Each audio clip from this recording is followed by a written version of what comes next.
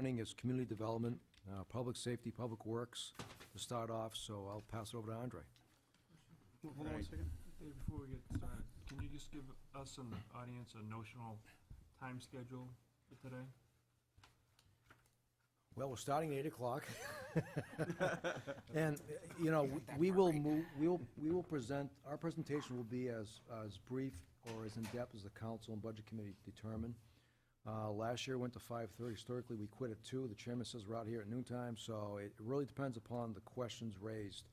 But we're prepared to move at the pace to which the committee and the council desires.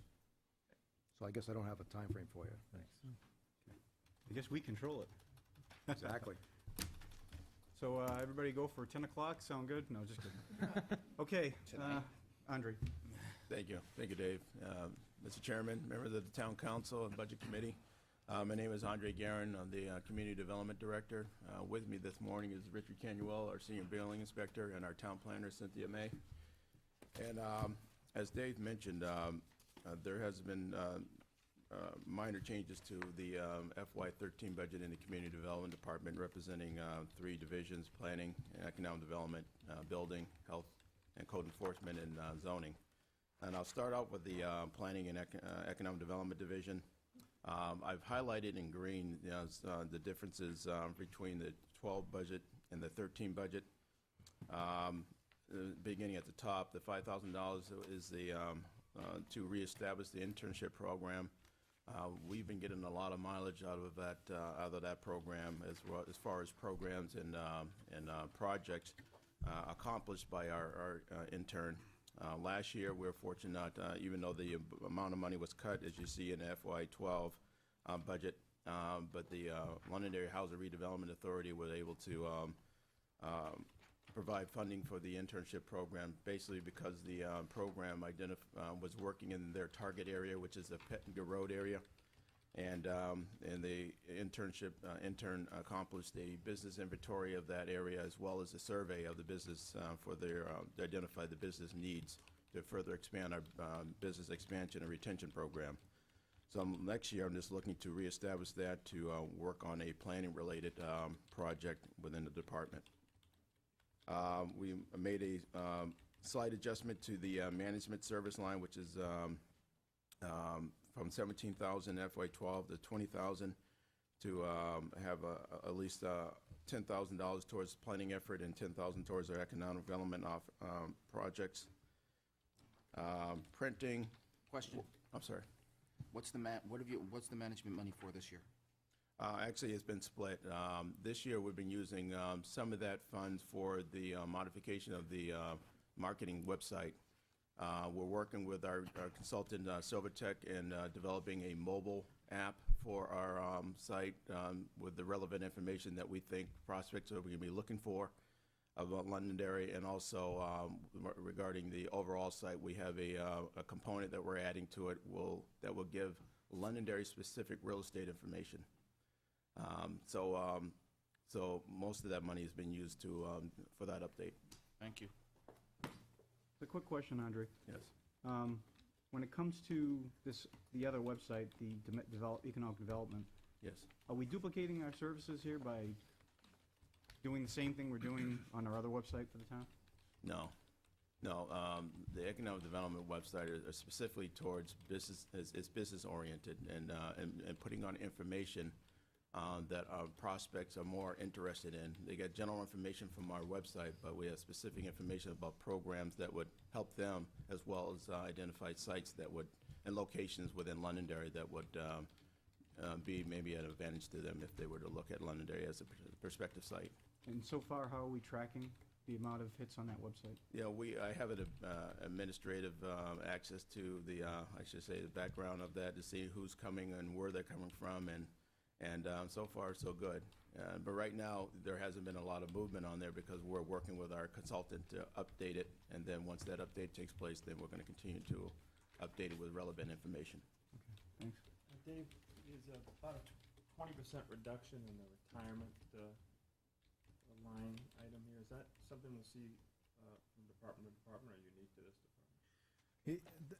That reduction is fairly accurate for Group 1 employees, which are non-public safety. Non-public safety, I believe the fire department moderated, the police department went up a little bit, so they're all over the scale with respect to adjustments. To give you a heads up, next year for FY 14, the year after we're reviewing this morning, we expect the rates will jump about 20% to reflect some new actuarial assumptions, and also the Board of Trustees reduced the assumed, they're still presuming that the investments will earn 8.5%, which is incredibly optimistic in today's time. So they've ratcheted that back a little bit. The impact will be on the rates for FY 14, but this year, there's gonna be a wide fluctuation depending on which department you review. This 20% reduction here, we'll see that swing back the other way in a couple of years. You'll see that swing back in a couple of years. That's what they're telling us now. I think on your summary page, or your year-over-year budget, you've got a total retirement, at least for whatever departments are included there, is an increase of 6.5% in the year. Right, right. So it depends upon whether it's Group 1 or Group 2, and, overtime is hits on that as well. So depending upon what the overtime appropriation is, will impact that.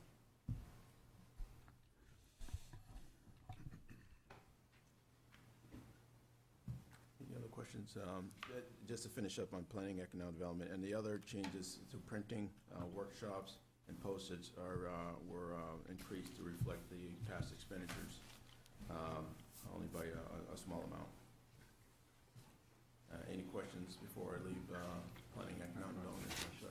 Andre, how much is the overall, that marketing website, how much are we paying for those two applications?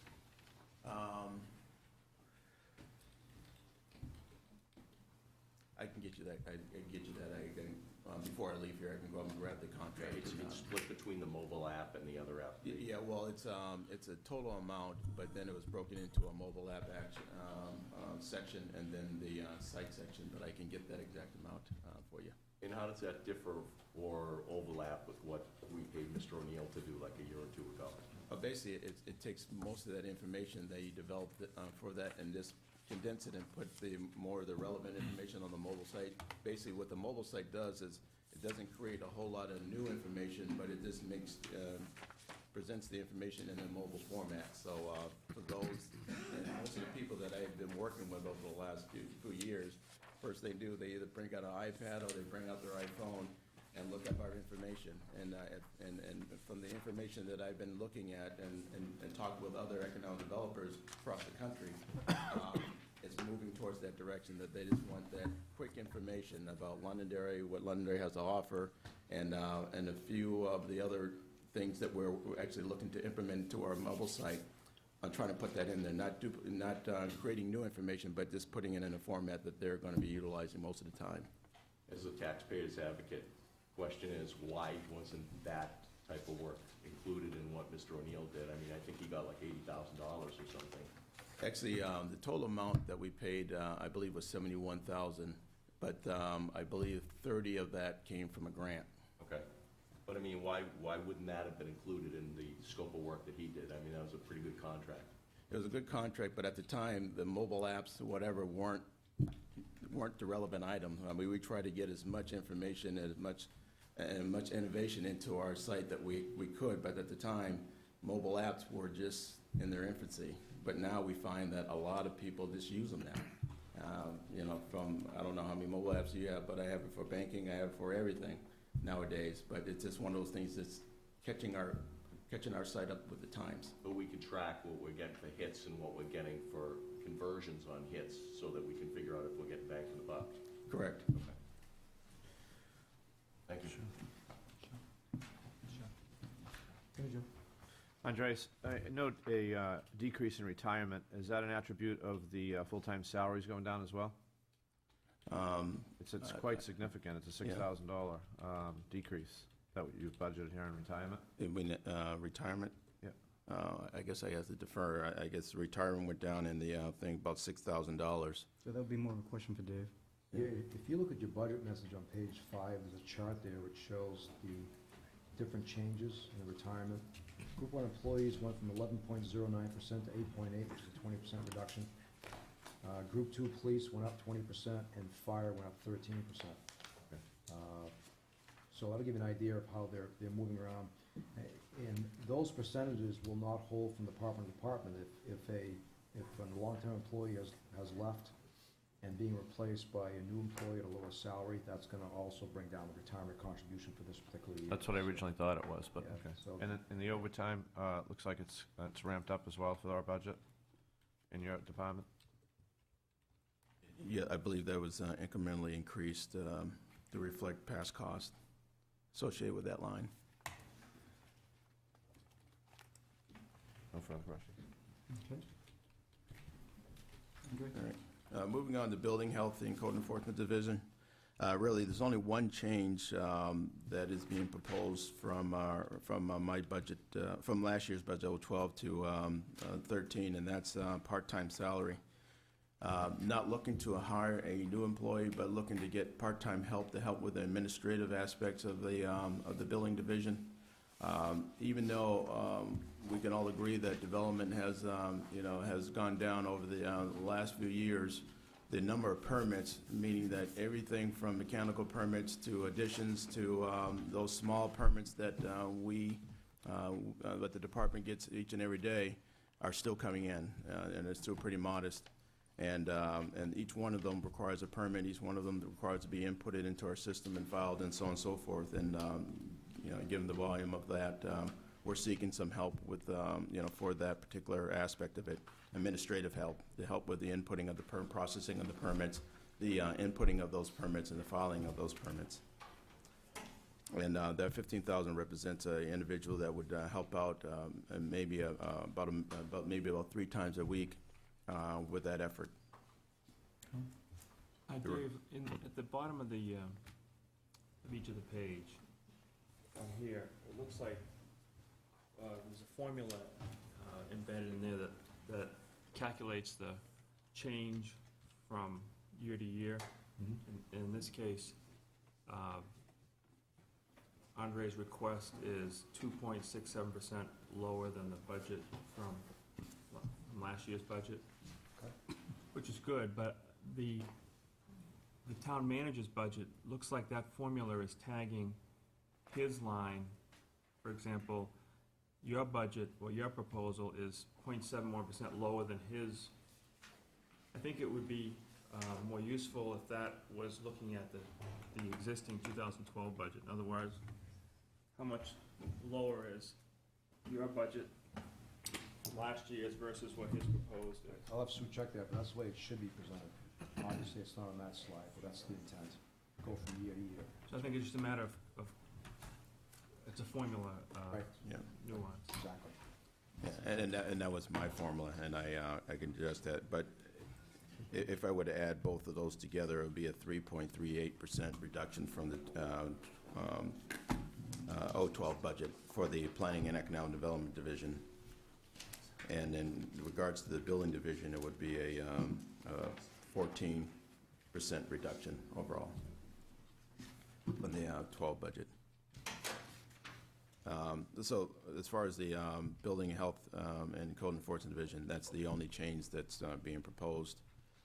The rest of the items are as were presented, as did not change from last year to this year. Any further questions on that before I leave? The overtime line item, that represents what? Health? That represents overtime for the whole division for work that's done through the building department, as well as through meetings attended and so on and so forth. I know that our building inspector attends the zoning board of adjustment meetings, and that's overtime for that. I'm just trying to figure out where it's allocated. I mean, I would imagine that you're not doing inspections after hours. Is that part of it? Occasionally, Richard will have to come in on a Saturday or whatever for various aspects of code enforcement. So yes, will come out of that line. Is there a way, maybe Richard can address it, to pass that through to the applicant? I mean, if we're accommodating salary of town personnel to come in off hours and do those things, is that something you can pass off to the applicant? Well, after hours, if something's done, on a weekend, for example, usually we follow up to an enforcement issue. That's not something that's necessarily permitted, then we can recover revenue from doing that. That's just an unfortunate nature of business, doing code let me suggest, Sue, and Sue might be able to address this better than I can, but even if it is passed on, you still have, you would see that in the revenue side Right. as an offsetting cost, but it would still have to show up here as a, Like a police detail. right, So I'm wondering if that is. If somebody's in violation, perhaps there's a way to recover that for the bottom line. If it is a violation issue, and for some reason we happen to follow through to court action, there is perhaps some way to recover some of those expenses through fines and so forth, but that is a rare instance. Short of that, no. No. Thanks. So to, also to jump on the overtime a little bit, usually when you add a part-time, if that's what we're proposing here, when you add part-time salaries, that usually decreases the amount of overtime in that department, just for the fact that the people that are at 40 hours do not reach the plateau of 41 hours because you have other part-time people. So you're still sticking with the 3,000, and I'm wondering, you know, if we could reduce that to compensate a little bit for the part-time. If we could provide some more information that may be helpful, is that some of our collective bargaining agreements for our management personnel allows for the payment of a one-time admin time payment to recognize attendance of meetings. I think for the department heads, it's limited to, I believe, 60 hours, and for mid-level, it's 40 hours on an annual basis. Okay. Those payments are taken from that overtime line item. That's where they're budgeted. So this is not necessarily rank and file working a lot of overtime. Okay. It's more of salaried employees attending meetings throughout the year, for which the contracts provide for a lump sum acknowledgement of that effort at the end of the year. And that's where it's budgeted. Understood. Andre, Yes. you want to carry on? Oh, yeah, okay. I just didn't know if there was any more questions with regards to that. No, it's quiet. That's a good time to All keep right. going. Now, and the last item is the zoning division. There are no changes with regard to that division. As consistent with the past effort is that part of the position, now that the community development division has been combined with the building and zoning division, part of that salary is within the community development division, but a part of this salary is paid out of the zoning division, I should say zoning line within the budget. So what's reflected before you is this the part of the budget that's in the community development department. So Andre, I have a question. In the building department, management services, what is that for? It's increasing from $800 to $12,000, or $11,500. In the zoning, or, I'm in the building. I'm going back to building, let me go back.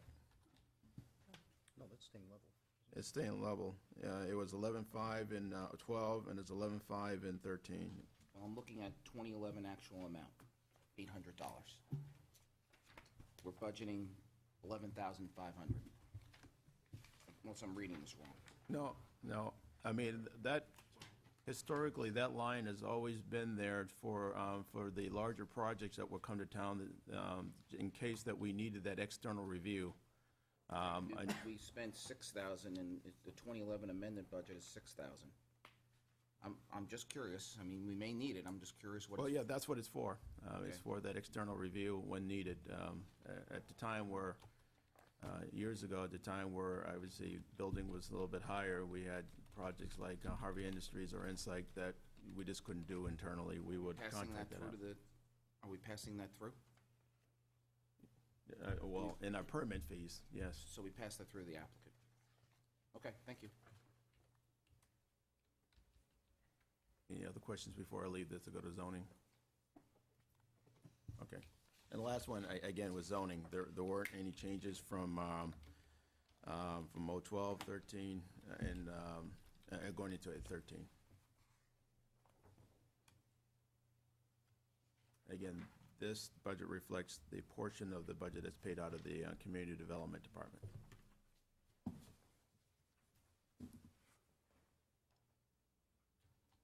Seeing none? I believe now I move on to quickly go through the capital improvements program. Hopefully, everybody has got a copy of the approved total copy of the capital improvements program. What I'm going to focus on this morning is just the items identified in the FY13 budget. And the priority two projects that I show up in for FY13 are, one, the DPW Highway Rehab and Reconstruction Program at $1 million. The request was for $1.5 million, but the CIP committee voted on $1 million to move forward with. The Community Development Department Pettingill Road project is identified at $12.3 million for the improvement of Pettingill Road, connect onto the airport access road. DPW Highway Garage improvements at $260,000 for Phase 3 of the project. Phase 1 and 2 have been completed. The Community Development Department for the improvement or upgrade of the Route 102 quarter plan at $140,000. The Fire Department replacement of emergency equipment at $140,000. And those are the priority 2 projects that were in the FY13 budget, and the priority 3 projects are the open state protection. The request was for $2 million. The CIP committee voted to move forward with $500,000 over 4 years. The Department of Public Works Recovery Way Drop-Off Center improvements, $75,000. And the last is the Community Development Department, the GIS maintenance program, to establish a capital reserve fund for the upgrade of the system. Question, Mr. Chair. Hold on one second. Go ahead. Thank you. On open space protection, you don't have a funding source. What's the suggested funding source? The suggested funding source would be the general fund. The I believe discussion the at the initial CIP one was I the can answer. bond. I'm sorry. The discussion at the CIP committee is that we'll put it in at $500,000 a year over the 4-year period so that they can be part of the process and access grants. The feeling of the committee is that we were not looking for taxpayer funding. Thank you. I was wondering, Andre, if you'd be kind enough to give us a status on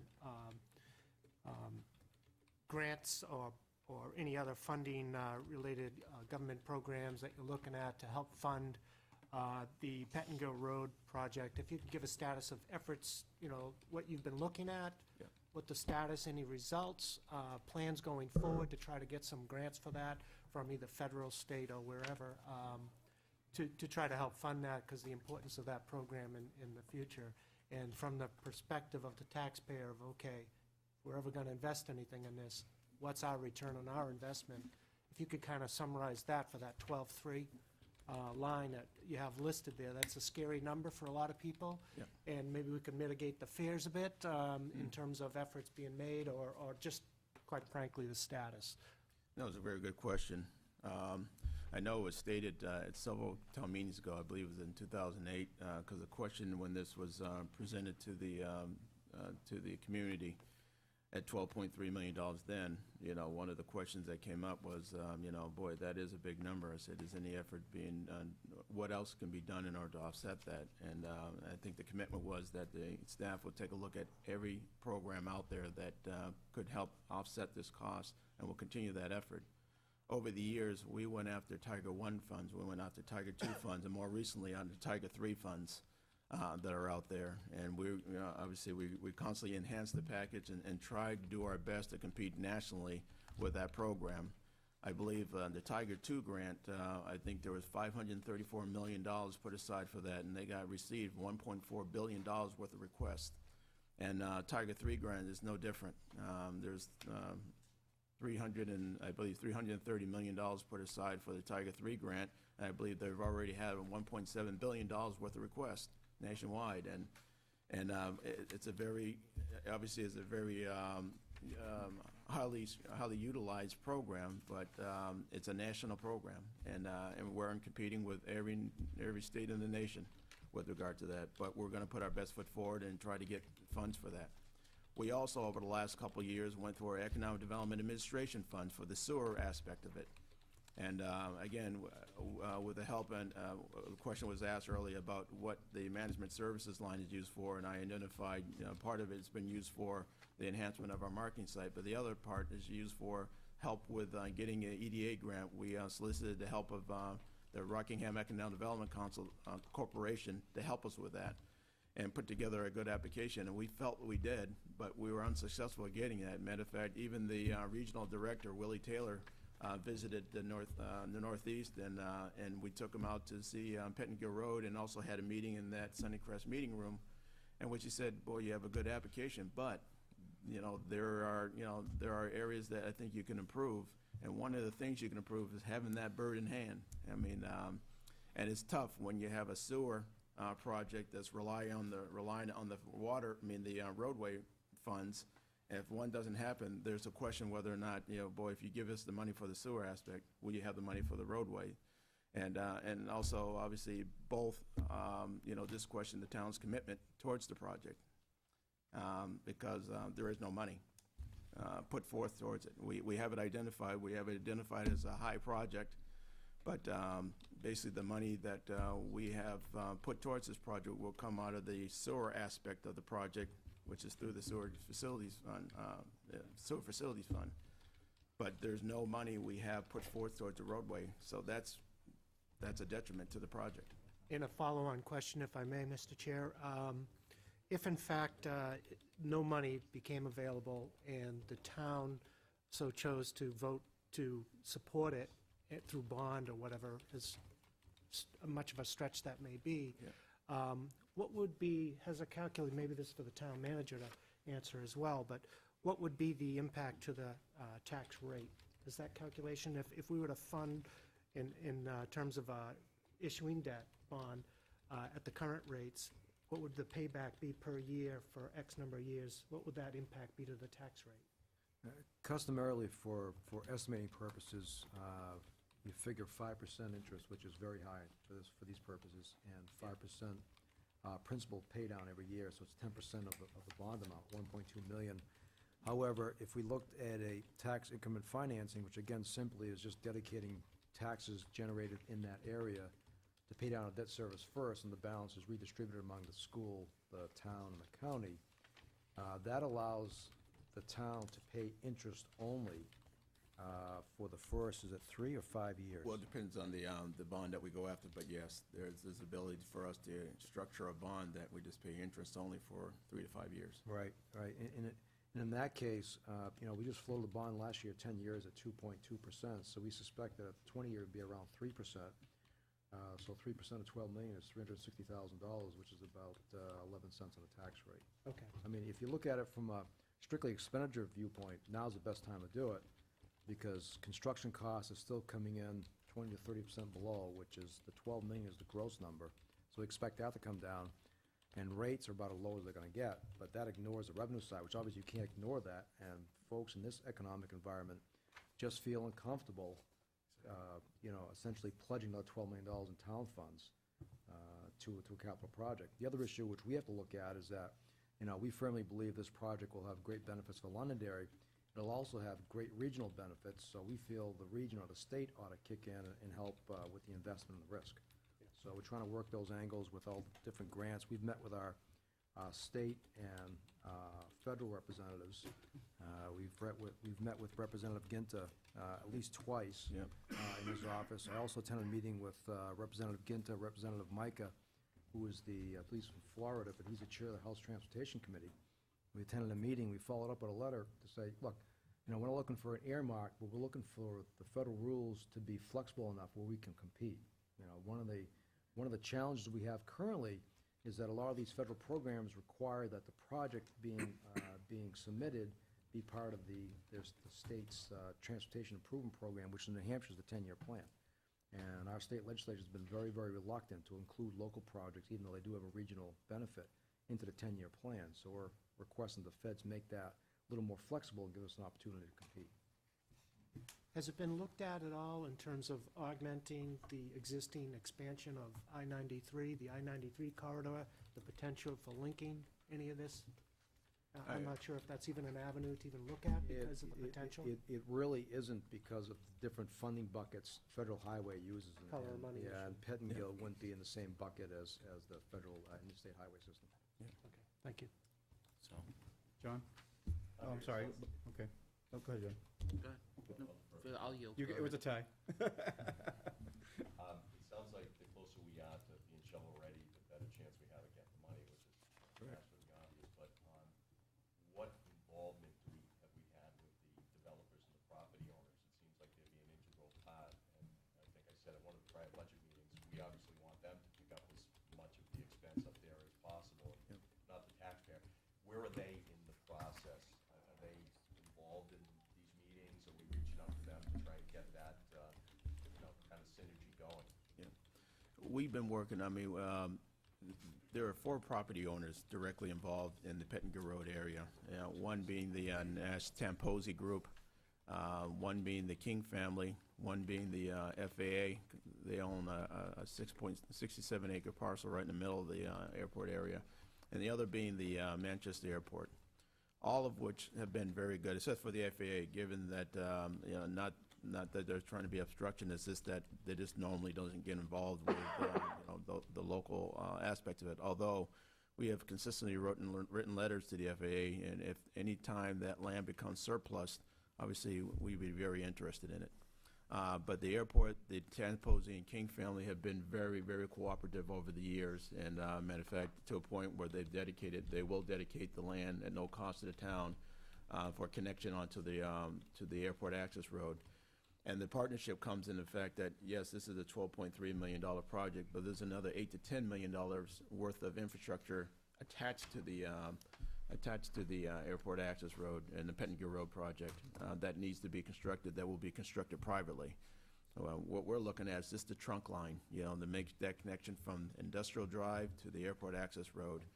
And as far as shovel-ready is concerned, again, over those 10 years, the town in 2002 was gracious enough to appropriate funds towards the engineering of the Pettinger Road project, also in collaboration with the Londonderry Housing Redevelopment Authority that also contributed towards that, significantly contributed to the engineering of the Pettinger Road. So right now, to date, we have an engineered plan. We have all the permits in hand. We've been working with the resource agencies within that 10 years, so we have all those things in place. Basically, you just insert money and we're all set. But if we got the grant, the property owners are already on board. They're on board, yes, they are. Obviously, they're not stupid. They realize that with this roadway, it enhances their property, and that's where the partnership begins. They build, we get jobs and revenue. I remember doing the design charrette, was it 2003-ish time period? Correct. Is that package still relevant? Does it need to be updated? Does it just need to be dusted off? I think, I think it's still relevant. It could be updated. Obviously, the market's a little bit different from in 2003 as it is today, but I think most of the concepts are still good. It's just the uses that may change. Sue, 12.3 million over 20 years, no external funding. What does that do for the tax rate? And while you're figuring that out, I have I'm going to change course a little bit. No revenue source? No revenue source. Town bonds that taxpayer pays. You'll notice here in the CIP document that the committee has now gone to a much deeper level of what's being transparent to what we're looking for. 75,000, 32,000. It's not staying at only the high-end items now. The committee is drilling all the way down. So keep that in mind as we go forward, as people come in, that we want full transparency on the CIP side, and that's what you're going to continue to see going forward. That's changed over the last 4 years. Good idea, Jim. 780, 880. Good way to push. Well, at least we know what we're spending our money on. So, no one ever asked the question of what the taxpayer pays, what do they really pay? Let's find out. None of us want to pay. I mean, we all realize it has benefits, but, Well, it has benefits if the projections hold out, but, yeah. Hey, I I mean, watched Field of Dreams last night. I well, don't know. yeah, I mean, the bill that and they'll come scenario, I mean, I got real problems with that. We've got a historically high occupancy rate for leased buildings. You can look anywhere, you can get any kind of leased building you would want. Yeah. And, not that I like the guy, but I think he knows what he's doing when it comes to real estate. Donald Trump says, hey, I'm in the business, but I wouldn't build anything, I'd buy. So given that that's what those guys are thinking, why do we think that if we're gonna build this road that really wanted to go to since, Columbus landed here, that all of a sudden 5,000 or 6,000 jobs are gonna suddenly materialize. I frankly, I think if we're gonna even consider that, we have to have some real assurances that these scenarios are gonna hold up. Yeah. Because I don't think the taxpayers should take the risk and build this road for $12 million on the theory that, something might happen, and then 20 years from now. Why should, I said this before when I was on the CIP committee, why should I pay for this? What's it benefit me? If 20 years from down the road, some revenue might start to offset it? I don't get anything out of it. So, I know that kind of sounds selfish, but frankly, that's how as a voter, I think most people are gonna like, what's in it for me? I don't really care about the Tamposi family and them. They're doing fine. If I could, I mean, this, I don't know if I can address all those concerns, but the significant aspect of it, if the airport access road never came, I would wholeheartedly agree with you. Why put a road there? There's no connection to anything. Even back when the town had the opportunity to have the airport access road connect to I-93, I think some people saw the benefit of that, because not only it opens up the airport area, but opens up every area in between the access road and I-93. But now we have the airport access road, and a matter of fact, Mr. Junkers consistently asks me every year, I said, do we have anybody interested in this area? And I would say to you, look you in the eye and tell you, yes. But the first thing out of their mouths is, when's this road getting built? I said, I'm going to make a 10 or 20 or 25 or $30 million investment in this community. I said, how do I have any guarantee that this road's going to get built? And I can't tell them.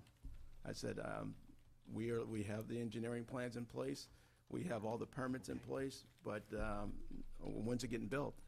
And that's when the silence is. I can't give them an answer. We're gonna go to John. Go ahead. Okay, so Sue, you have a number? Yeah, principal and interest would be about 28 cents, and interest only would be approximately 11 cents in the tax rate. So 28 cents a thousand. So there you have it. Do you mean 30 cents or? 28 cents. So it's 28 20 and 11. So it's 28 cents per thousand. 11, just interest. On a $300,000 assessment, it would be about $85. Okay. Go ahead, Lisa. Yeah, hi. The Budget Committee had the opportunity to go to visit the airport access road prior to it being opened. And as we stood at that intersection the first time we were there, how far is that intersection, which connects with the new bridge access to Route 3, how far is that from the current road that passes Patton Gill? Industrial Drive, about 5,000 feet, close to a mile. Okay, so this is a very short distance. Correct. And the proximity to the airport, as you all know, is remarkable. And the idea that you can build a road and no one's coming, it just strikes me as completely unrealistic, even in this economically depressed time. This airport is an asset that, the vast majority of communities don't have.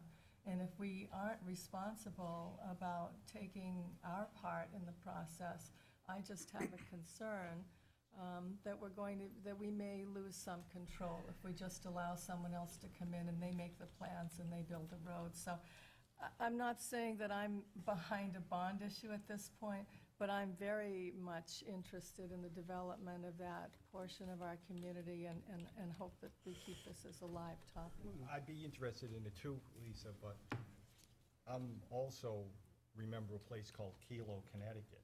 And if you've ever heard of that, you can actually just go online and hear about it, about how the town took by eminent domain an area of land and said, all this wonderful development is going to occur there. And they built roads and streetlights, and you can look online now, and there's the roads and the streetlights and just empty lots for miles. So I've got concerns when people say, let's build it and they'll come. They had guarantees of people coming, and they never showed up. And was this adjacent to a major airport? No, it was just adjacent to an existing, I think, factory that was going to expand, or business that was going to expand. And was it adjacent to a new artery that would feed over to another I don't know, major Lisa, route but or I just two? know that the plans never materialized. What is the predicted traffic load of the new airport access road? what did they say, 26. 26,000 vehicles a day? 26,000 vehicles a day. So That goes there, by my house on Mammoth Road, so what's your point? I'm sorry. But this is also an issue regarding accessibility for whoever would move into the site. I mean, that, it's just prime real estate, and we can continue to have the conversation, but I'm very interested in In it. an airport that's been losing passengers to Boston. Correct. For Correct. years. Yeah. Correct. I'm sorry, go ahead. Mr. Chairman, excuse me, members of the board, I just wanted to mention that I recently came from Bedford, and in anticipation of that airport access road being opened, the number of serious inquiries about the limited amount of land that's available for significant projects on that side of the highway has been incredible. So these are entities that are looking at the advantage of being near the airport and being near major roadways. Whether any of that comes to fruition, I can't say, but I'm just letting you know that there is definitely an interest out there and a serious interest, so. The only thing I guess I would add to Tom's point is that staff had never looked at this idealistically and saying, you know what, build and they would come. And also, we didn't look at it from a point that, you know, the taxpayers, you know, if there's any funds out there that can offset the cost of this, we're going to look at it, and that we'll continue to look at it, and I think we demonstrated we have. And whatever stone can be unturned to try to offset the cost of this, we're going to unturn it, and we're going to utilize whatever we can get towards offsetting this cost. I still think it's a great project to have in our backyard. And as I mentioned to the Budget Committee a couple years ago, this is not Andre's project, this is not Giannis's project or Dave's project, this is Londonderry's project. And I think you have a great project here. Obviously, there's a lot of work that goes into it. That's why we did the marketing site, in order to try to enhance the visibility of this. This is why we go after the Tiger 1, 2, and 3, and if there's a Tiger 9, we're gonna probably have an application into it for it to offset the cost. So we're gonna continue to look at it, because I do share your views with regard to, you know, I don't wanna build it, they will come. I've seen too many of those out there. I can tell you right now, as a taxpayer, and this is not as a chair, but I've had this discussion with other people, that as a taxpayer, I think if you put this in front of the voters right now as a non-binding arbitration, I don't think you'd be happy with the results. And I'm being honest. Okay? So while I get what Lisa's saying, the potential's always there. And it's a great opportunity. It links one part of the state to the other part of the state. Yeah. For years and years, I used to piss and moan about having to drive down and around to get around to Merrimack or whatever, because there was no cut-through. Yeah. So we finally do have a cut-through. But while that's said, there's got to be not just the partnership with the taxpayers. Before you go to them, you need to present them with something. Yeah. You need reality, you know? And unfortunately, I think if you go that route right now, you're not going to be happy with the results. No, I mean, ideally, I would love to have a bird in hand to say, boy, these people are gonna go here, provided that X happens. And we're gonna continue to work towards that. I had 2 points I wanted to make. I'll be brief. One is, we do have pressure, people are feeling pressure on residents on their tax bills. But I think it should be evident to most people by now that we can't cut our way to tax relief. We've talked about for years trimming the budget, and we're, you know, close to a bare bones as much of a budget you can get to. So if someone has a $8,000 tax bill, you're not gonna get to a $6,000 level through cuts. I mean, you could close down the town hall and still only cut your tax bill if you have 8,000 to maybe 77,000, 6,500. I mean, you just can't cut your way to the place where people want to be.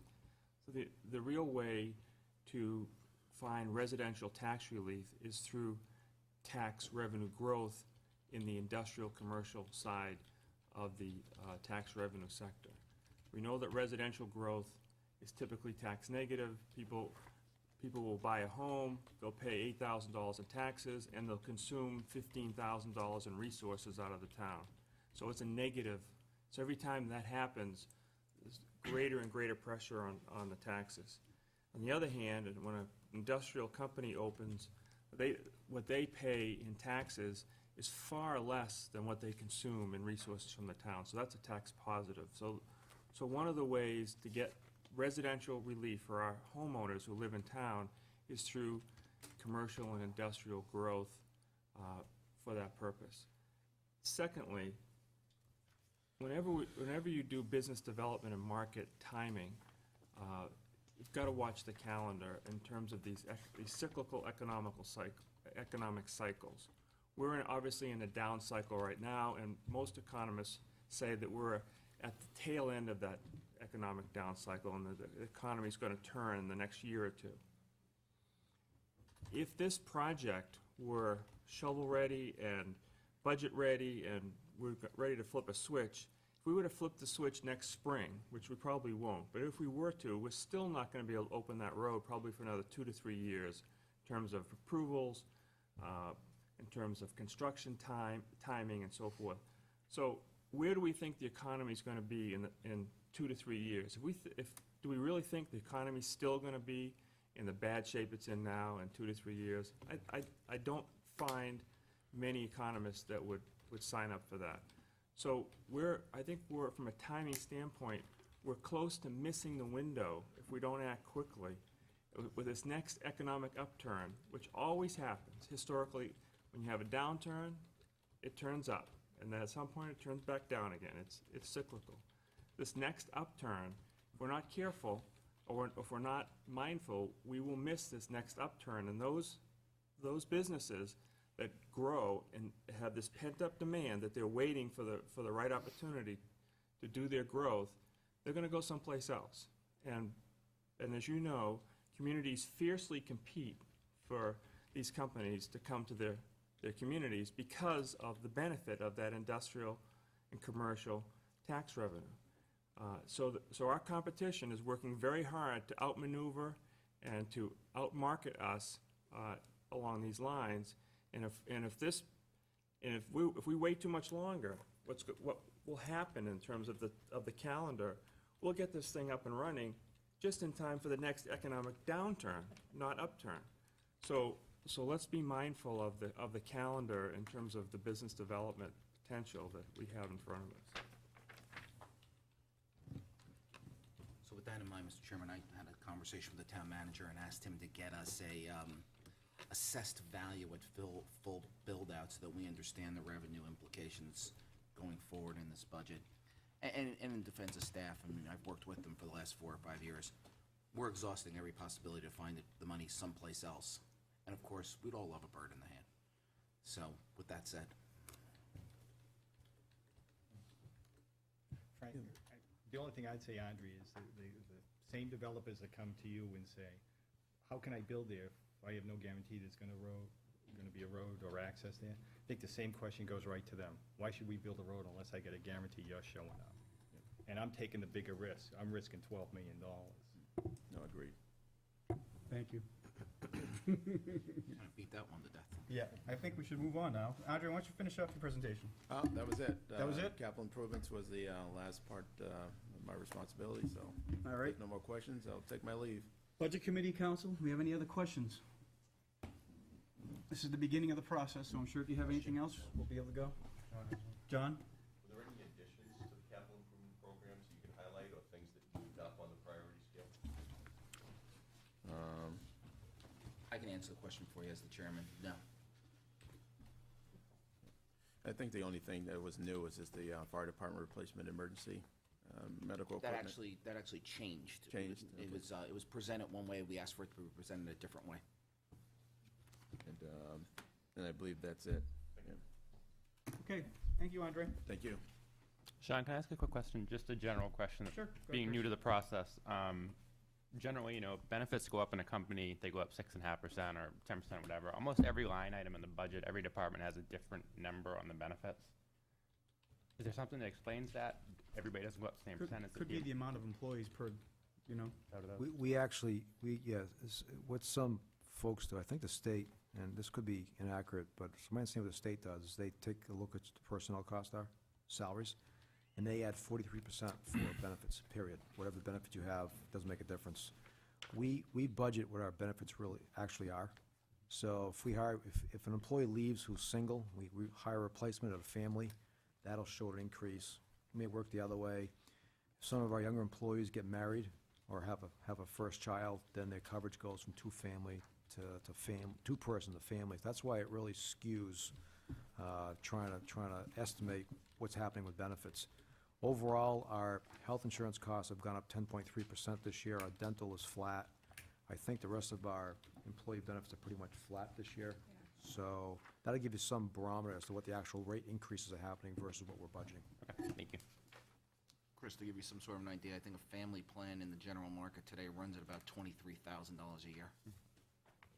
And we're about right there. Okay, Chief McCaffrey, you're up. Good morning, ladies and gentlemen. My name is Kevin McCaffrey. I'm the fire chief. Here to present my 2013 projected budget to you. I'm gonna try and skip through this other stuff. Is just for reference for you, so if you haven't any questions, this is just our administrative staff. And this is the operational staff that are on every day. And this has been our pattern of our calls for service in the last 6 years. As you note, it doesn't go down, always goes up. This was last year's budget broken down personnel costs and operating costs.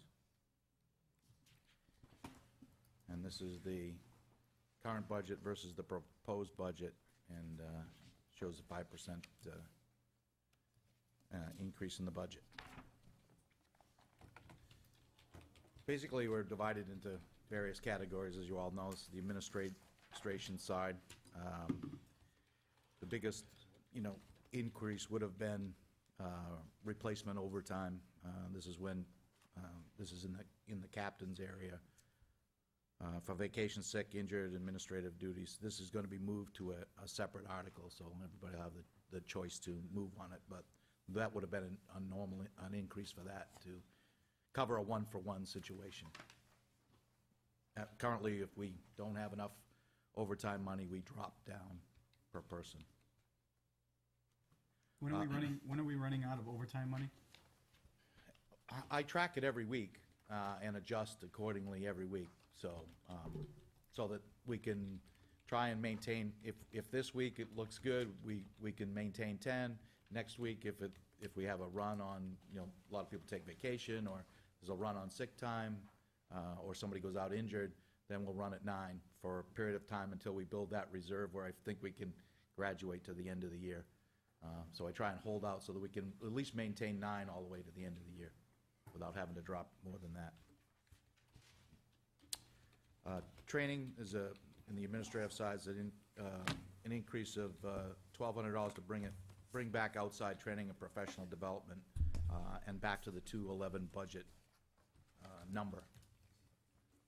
Telephone service is an increase of $3,500, partly due to the new station required a new phone line, an extra phone line, required 2 instead of the 1 that was at the old station. And we also have added some mobile data terminals. We're in the process of phasing mobile data terminals into the trucks. We added 3 this year, and we'll add 3 hopefully next year to it, so that adds the increase in the wireless costs. And clothing allowances increased to $100, and that's contractual. Public education services increased of $1,500, and it's still not to the 2011 budget figure, so and it may not be enough to deliver all the mission services, but we'll do the best we can with what we got. Safety program services, there was a reduction of $10,000, and the items were moved to that capital equipment warrant article.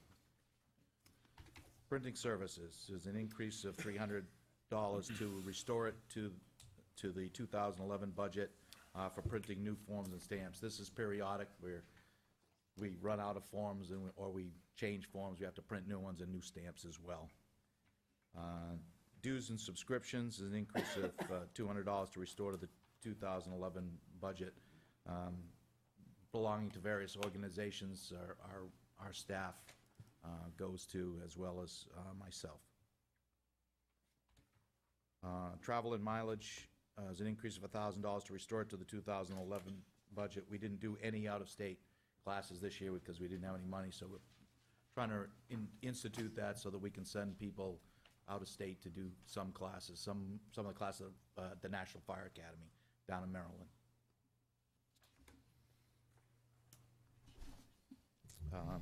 Office supplies, an increase of $500. It still may not be an increased, the cost of toner and materials now for printing purposes for our system has a tendency to go up every year.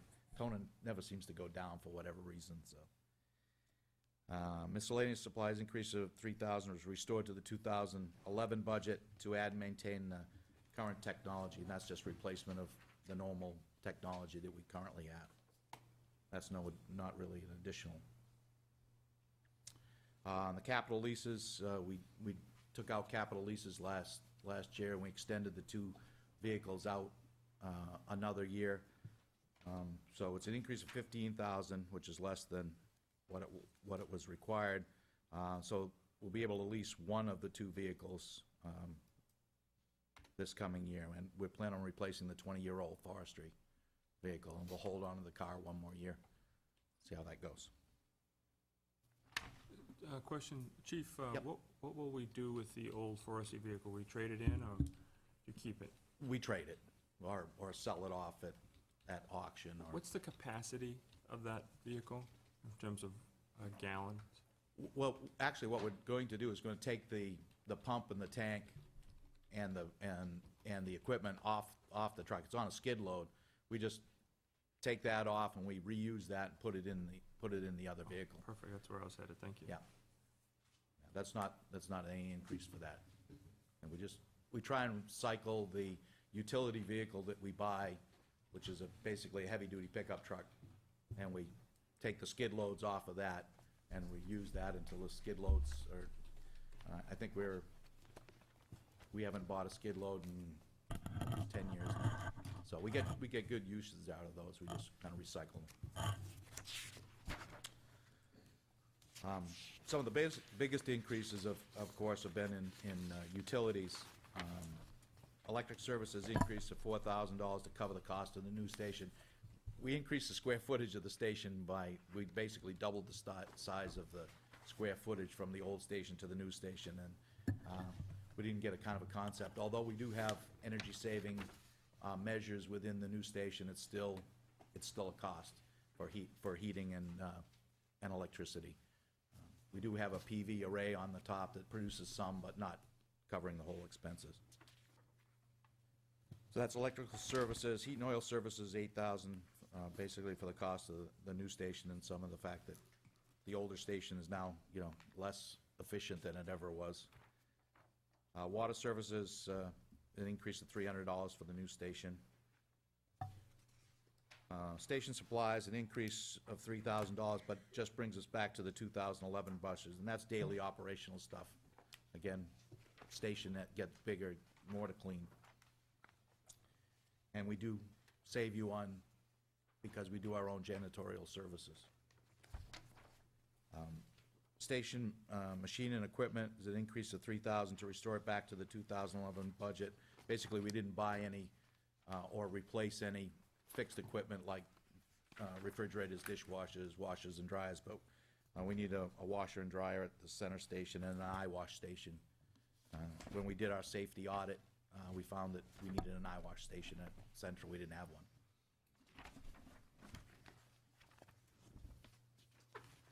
Okay, EMS and ambulance, again, replacement overtime.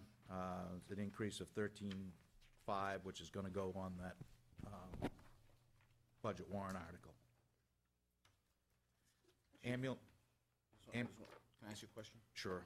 I just want to make sure everybody hears this number. What is our revenue number for ambulance? I have to ask Sue what our last I don't wanna know what our collections are, I wanna know what the revenue number is. I know the collections will be about 20% less. 670. On a sewer. I have once she says the number, I wanna ask you a question. Sure. Are you asking what's budgeted, or what we were, What do we actually collect?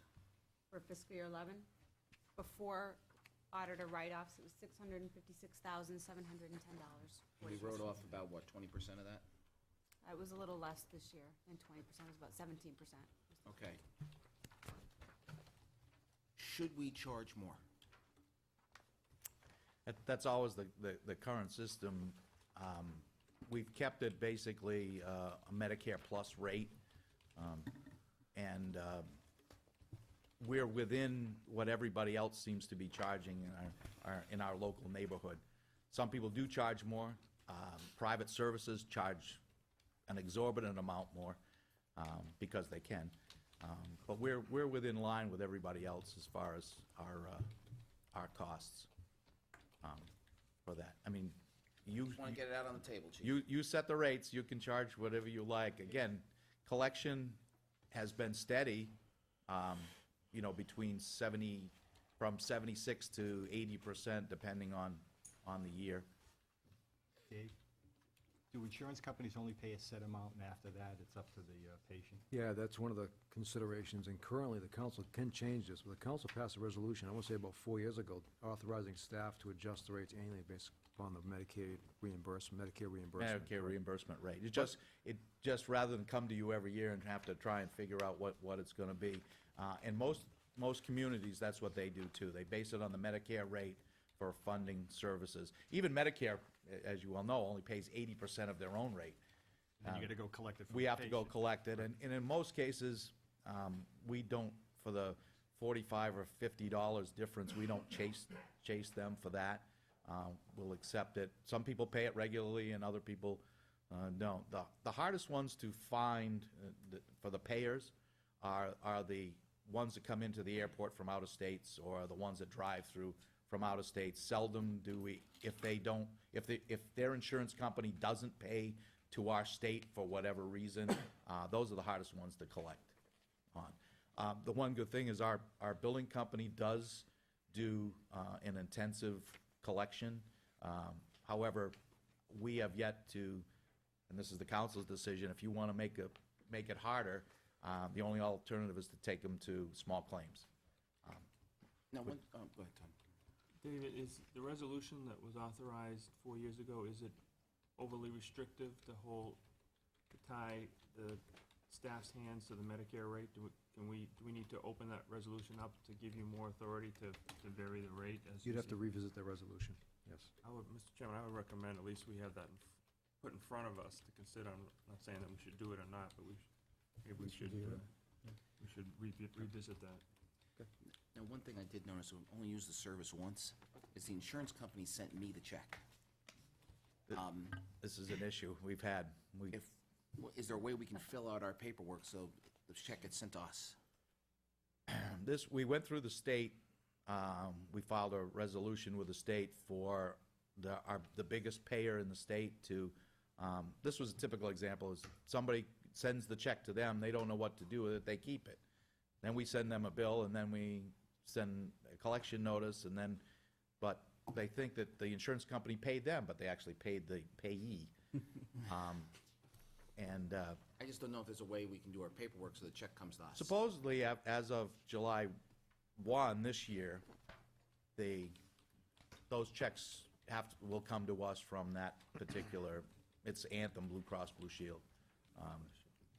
So those checks will come to us now, according to the resolution from the state. But it still happens with some insurance companies that they pay the payee versus us. I'm thinking more of the out-of-stater, because mine's Blue Cross Blue Shield in Massachusetts. Yeah, they will not. So if I'm Blue Cross Blue Shield in New York, they're not gonna send us the check. They will not send us the check. Massachusetts, New York, any other person will not send us the check. That's one of the problems. Thank you. Tom? Is that, Chief, the replacement overtime you mentioned is built into warrant article, is that warrant article number 8? Is that Yes. the additional overtime expenditures? Yes. Yes. But that line is, the 76K Ks, and so this 13.5 is a bump to 76K? There are really two different approaches. What the 76K represents is the delta between what we currently raise and what we envision we'll need for full staffing based upon the average use of sick, vacation, training, injuries, both on and off duty. What the chief presented to me was he took the highest year of all those different components, and that number is closer to $200,000. So, even with the 76,565 in Article 8, there's no ironclad guarantee we'll be able to have 10 people per shift. Even at the larger number, the higher number, there's still no guarantee, but there's a better guarantee. So it's really a... And the toughest part of that is basically, if a comparison for that would be if somebody goes out and gets hurt. You don't have a body physically to replace that body, other than just trying to overwork the workforce that's already there as far as paying them overtime to do it. We have 40 slots to cover, and we have 40 personnel. So one vacancy requires bringing somebody back. So basically, you're always going to have overtime, That's correct. That's correct. which is another consideration. Yeah. Overtime is, this is replacement time. This is, people think of overtime in the business world as, getting the employee that's already worked his 40 hours to work extra to do something. This is just to replace that one, to keep the level of service at that level. Correct. Joe, you had a question? Yeah, I had a question, actually. Since this is obviously a strong revenue source for the town, and I come from a business background, is there a way, I guess my question more is, when we have mutual aid, the fire departments that have the ambulance, if they're at, say, Derry, and Derry calls and they need an ambulance, do we go to service Derry? Yep. All right. So I guess my question would be, if we were to, and again, just throwing this out there, if we were to add or enhance the department so that we would actually bring in people that would actually deal with the ambulance side of it, and I understand that an ambulance, most of the public doesn't understand that an ambulance driver is also a firefighter. Firefighter is also an ambulance driver, so that was an educational process for me. So being business-minded, is there something that we can do to maybe enhance our ambulance service so that we can actually do more of the contractual ambulance services to other towns that are on our borders? We can, through municipal agreements, if a town wants to, bid their ambulance service to us, that's a viable option. Again, that would be putting we'd have, if we got the contract, then we'd have to add the staff at that Right, point. we need the to bird in cover. hand first, but, Right. Mr. Chairman, how do we go about doing something like this? That's a kind of venture capital issue, but we would want to go out there and try to look for those contracts, and has anybody ever approached us with interest in smaller towns surrounding our area, or? Be more I of a think question multiple for. times over the years, going all the way back to Al Sypek, Litchfield's approached us. Probably at least a half a dozen times. So I look at that as a business opportunity, and then when you do that, you're also enhancing our fire department, because you're bringing in a person that may not be called for an ambulance, but then they're gonna be able to be a firefighter to go out there and help with the numbers that we're currently struggling with, so. Just a point on that is that if you took on other communities, which for purposes of discussion required you put on an ambulance crew, that's an additional 8 people we'd have to hire at about $750,000. So I'm not, unless you're looking at the other benefit of having additional personnel for other emergencies, I think we'd be hard pressed to raise that kind of revenue by taking on another community or two. Right. Recognizing that Londonderry with 25,000 people, we generate about 650, well, I don't know if that number was recently, but Yep. over $600,000 in revenue. So it's a balancing act, but it's very difficult to put additional staff on to generate enough revenue to make it essentially a profitable venture. But we're proposing 4 additional, Mhm. and my point is that if that's 356,000 or whatever it was, that's halfway there. Right. So my easy calculation, you add another 356, you get 600, you pay for it, and that's all. I'm looking for the taxpayer here saying, okay, well, how am I gonna afford $356,000? Well, if you have an ambulance service that's paying 600 by adding another 4, not only do you get it paid for, but you also have more firefighters on the road, so that's. And that's where the cost break even, figure comes in, whether it's as Dave said, whether it's, you know, if you're taking on a $250,000 contract, but it's costing you $350,000, is it a worthwhile contract to take on? And that would be the issue. Do you have additional ambulances to do such a thing? Would you have to add that too? Depending on which community, you know, and the call volume. Litchfield, for an example. Litchfield, we could probably do with the current equipment we have.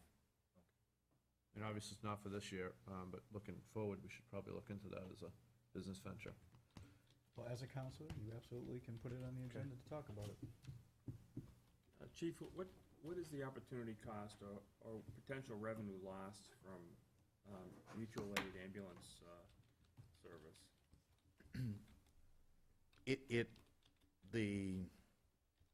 We're probably about at a give or take about 35 ambulance differential from what we receive to what we put out.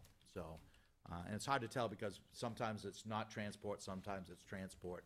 So to do that, so even at that, we're looking probably between 35 and 50,000 a year in lost revenue from not being able to capture that call. There's a certain percentage you're not going to capture anyway. Right. But All right, let's take the low end, 35,000, to be conservative.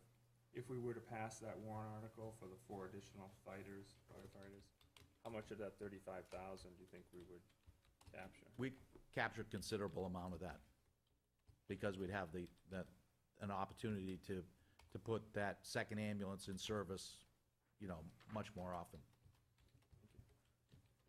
Rich? We kind of bring this up every year, but the overtime part's the part that really gets me every year in the budgets. Coming from the business world, I have people that I have to shuffle around to keep the overtime low.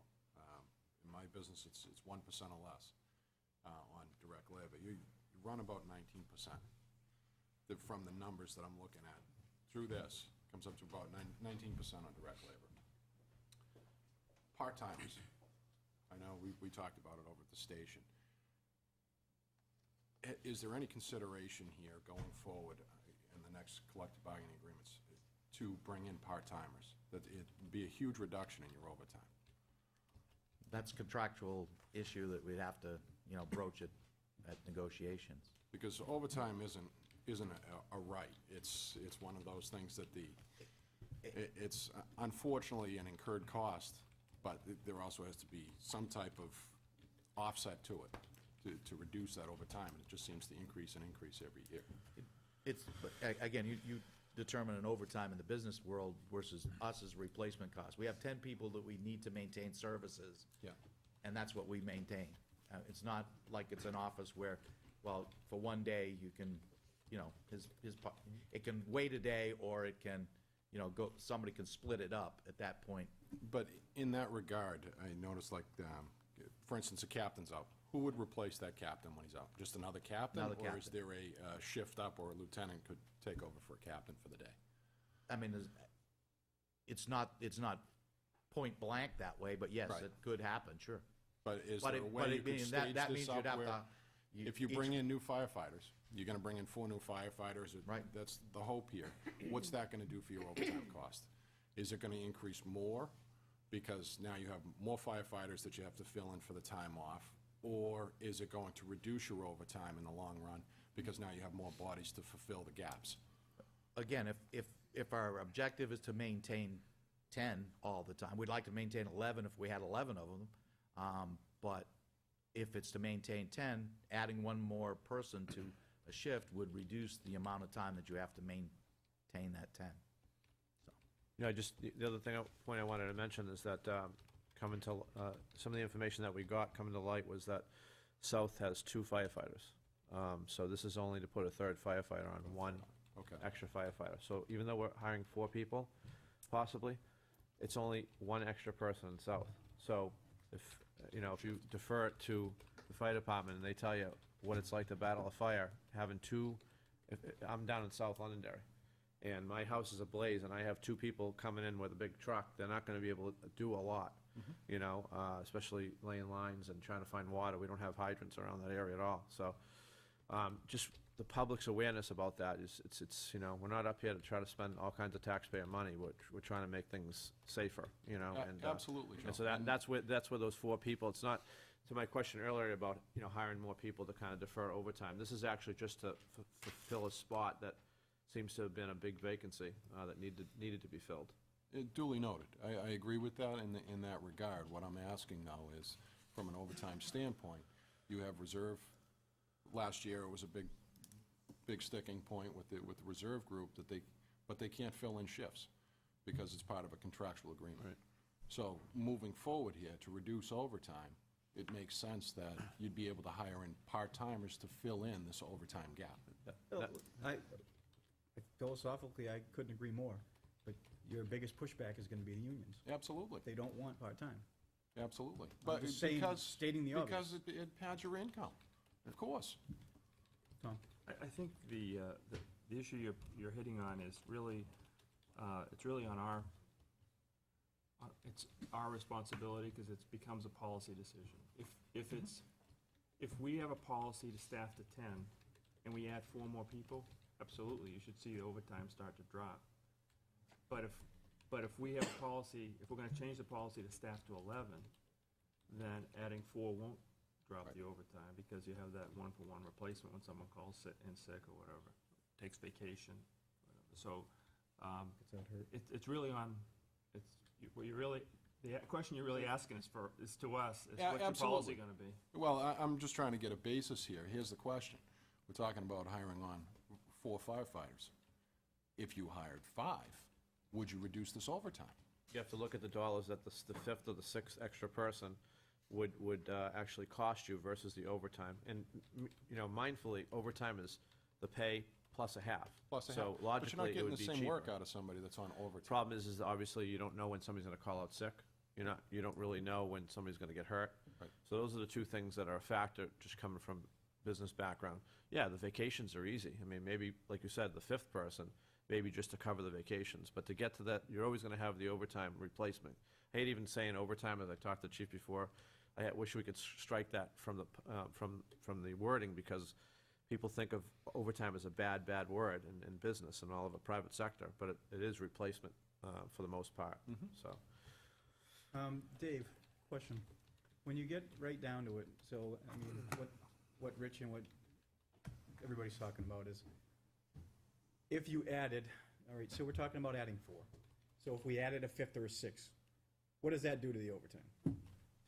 Well, like Joe just pointed out, we can plan vacations, we can plan training, but we can plan after a long-term absence regarding on or off-job injury happens, we can plan some of that extent, but as far as sick time and immediate replacement for injuries, we can't plan on that. So there would be some positive. We have to take a look at is how much we can manage that versus what the costs are for those replacement employees. So we have to take a look at that. I mean, there could be some benefits, but if you're gonna maintain as a policy a certain staffing level, you're always gonna have overtime, because either you don't have the extra bodies to fill those, or you just can't plan on some vacancies. Like I said, you know, Yeah, and it's vacation you can, you It's know. like, it's kind of in Yeah. our world too, you know, I've got X amount of temp employees, and if things get slow, I lose my temp employees. And, Right. you know, it's, Yeah, it's different, it's different in that world compared to this world. Yeah, How well, do you- that's one of our challenges is, you know, based upon the requirements that the fire folks need, that there's not a large pool of temp or part-time folks. That's Sure. another challenge we have. Right, and they gotta be all fully trained. Right, well, that's There's a lot the of issue. requirements that come to it. That's the issue. He's gonna have a floating schedule. Right. Virtually every week. Right. Maybe even a week he doesn't even go in. Yeah. I mean, you know, we transitioned to a 42-hour work week, I think, like 4 or 5 years ago. And prior to that, we had 3 shifts, so we could have Monday, 13 people on shift for 1 shift. So if we lost a couple guys for sick time, we'd still be above that goal of 10, but now we don't have that flexibility. The other thing you look at is adding an extra full-timer, meaning more benefits, okay? So that's something that over time, you know, you don't really have to deal with as an extra person. And then retirement, et cetera. So, I mean, those are some other upfront expenses that you gotta weigh in as well. Yeah, what this boils down to, coming from a long 20 years in operations in the high-tech manufacturing world, you're talking about coverage. You're talking about operational coverage and optimization of service at the minimal amount of cost to the taxpayer. So really, it boils down to what's the optimal level, given, and perhaps to Councilor Dolan's comments, it really boils down to a combination of things, and maybe perhaps the council will be kind enough to address this, or at least table the discussion at some point. But maybe the level of service is a range rather than a hard number, rather than a hard number of 11 or 10.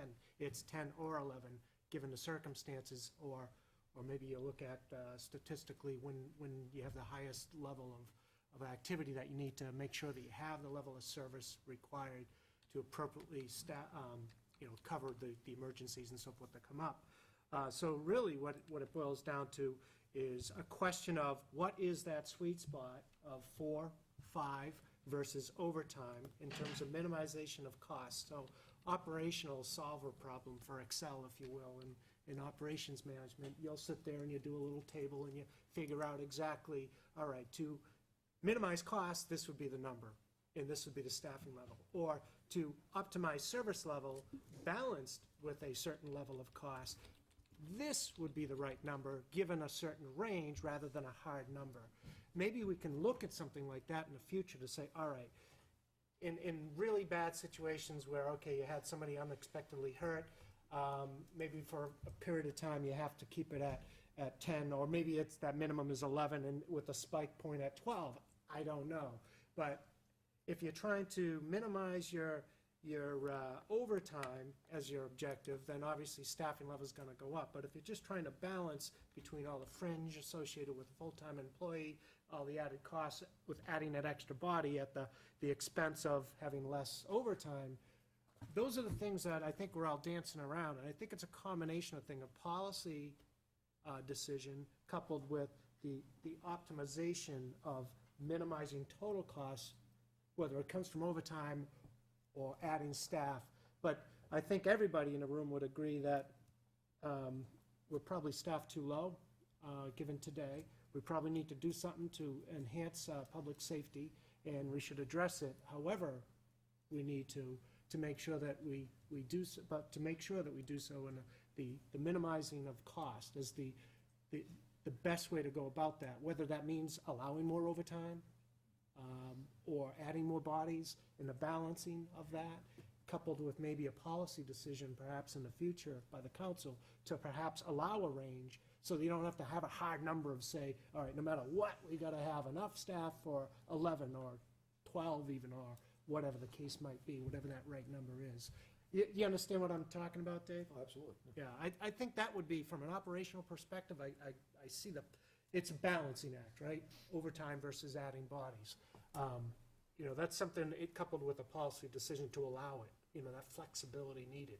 Maybe you need that as a chief, maybe you need that flexibility. Part of it is tied to the union contracts, so it's the number of hours that people can work, the schedule that they work, and to vary that in.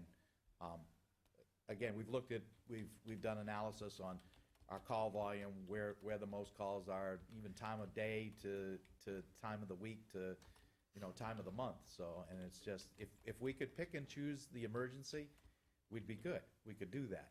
Unfortunately, they pick and choose us, and we have to respond to whatever emergency is out there with the appropriate force at that point. Yes. Here's the dilemma that we learned, or at least we were educated in with the fire we had earlier this year, that really came home for most of us. And that is, when there's a fire, let's take a residential fire, and the first company shows up with an inadequate number of firefighters, they're faced with a decision. Do they do an interior attack on that building for human rescue with too few firefighters and put their own lives at risk because of that, because they don't have the right staffing? Or do they wait, stay outside, and wait for mutual aid to show up, or for the next engine to show up, so then you have enough people to make the interior attack, which in many cases is too late at that point? Both of those choices stink. And so that's the dilemma that we have, is how do we protect our community and still also protect the lives of our firefighters and their safety?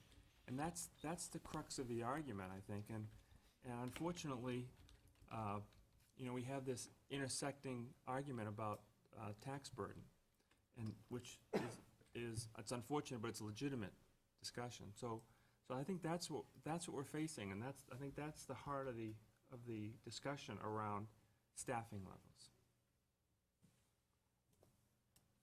And another thing that, I'll add to Council Dolan, one of the things when you look at, and I've been doing this now, I've been involved for a while, 6 or 7 years now, paying attention on the outside as a resident, and then got involved as far as this genre.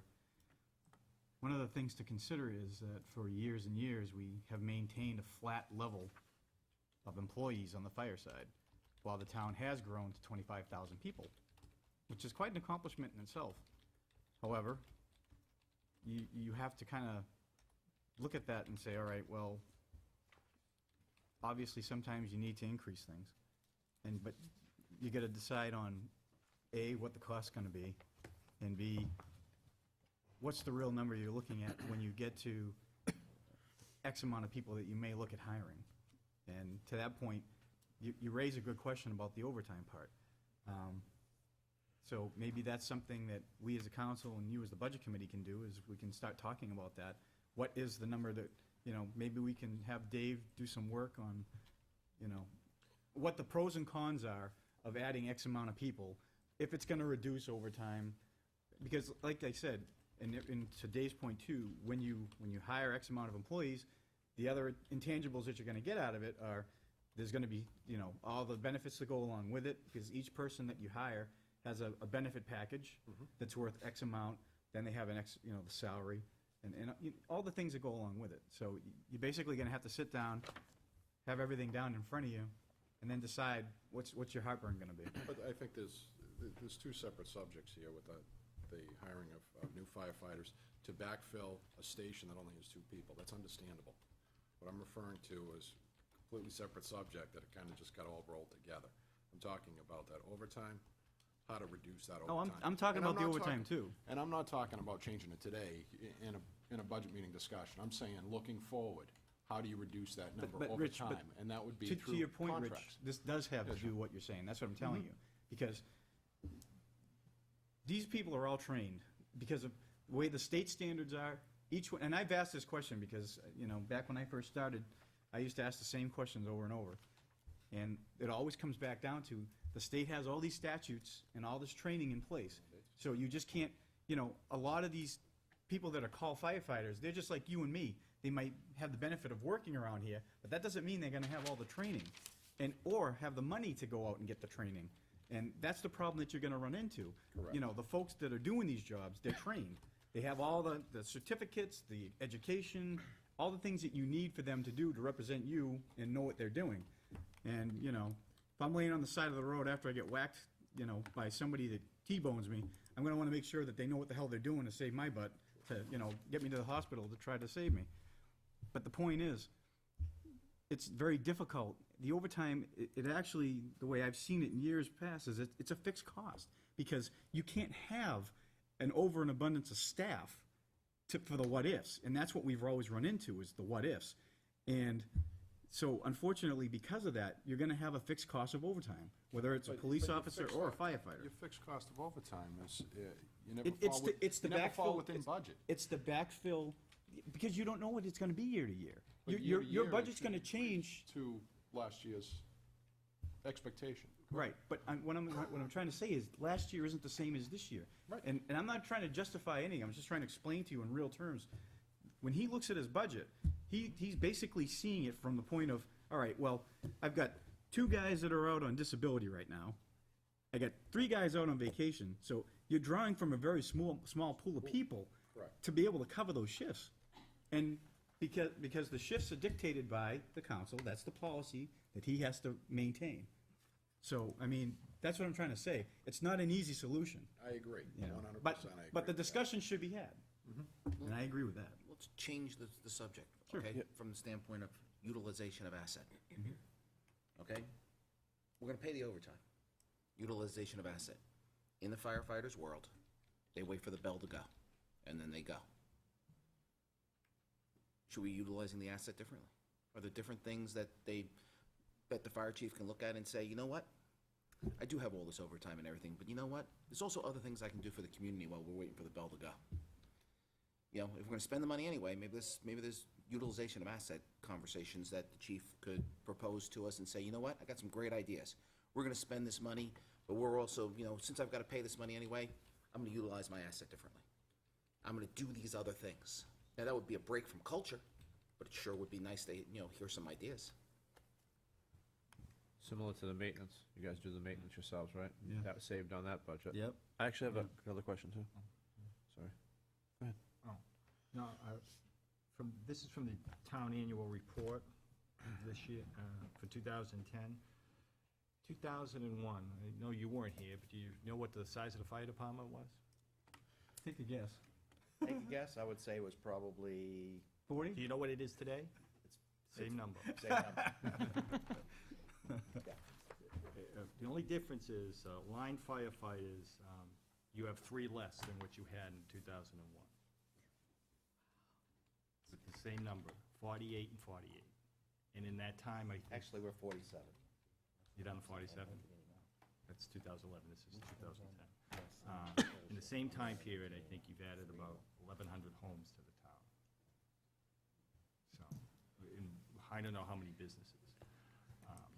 So, at some point, you have to recognize that. Plus, there's the fact that I think, you know, like with anything else, there's science to everything. And the science for firefighting is that you hit a fire with a certain number of people. And if you don't have a certain number of people when you get to the scene, you've got a choice. Either put an inadequate amount into a burning building and risk the safety of the firefighters, and therefore double perhaps the potential fatalities because you get the people inside and the people who are coming to help, or you try to hit it with so it's a cost that, you know, it's kind of like insurance. You don't need it until you need it, and then you need it, and you're gonna maintain it. So we can either, you know, put our heads in the sand and say, we're not gonna address this, or we can, you know, address it. And it's a cost, and we'll see what we can do about it. And, you know, if we have to look at other areas to cut in order to keep the tax rate flat. But, you know, I think, with all due respect, we gotta look at the numbers, and, you know, past is informative. 10 years, it's been flat. Frankly, the fire department budget essentially has been flat for most of those 10 years. So, I think it's time now to stop, to address that issue. Mr. Chairman? I know we're already on page 18, but if you go back to 16 and 17, we've talked about covering restored 2011 budget to add this and add that, and these numbers are pretty large.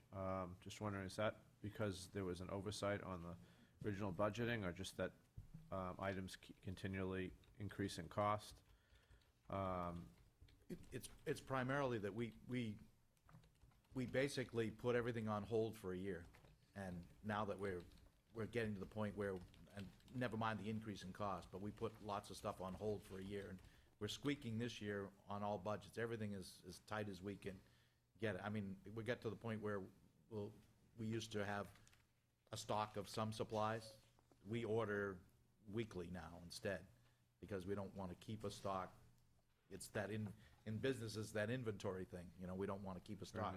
So we order on as-needed basis. And some of these things that, as you well know, the prices have gone up entirely. And we're even at 2011 rates, we were we were close to just making it then, too. Because there's a total number, obviously, there's gonna be a number that goes out to the public, but Right. just want people to realize that there's a lot of carryover here that's coming into this budget, thousands of dollars of carryover. So the other thing that confuses me too is we keep saying cover the cost of new station operation. Can you clarify a little bit more for the public that, you know, we had a station, old station, we replaced the station, I understand it's newer and bigger, but, I mean, significant numbers, electric 4,000, 8,000 for heat, so how do we explain that?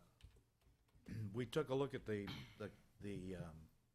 cost based on what the old station, you gotta remember, the old station was, like I said, half as much. It was also a two-story station, so, you know, you had benefits of heating the bottom to the upstairs.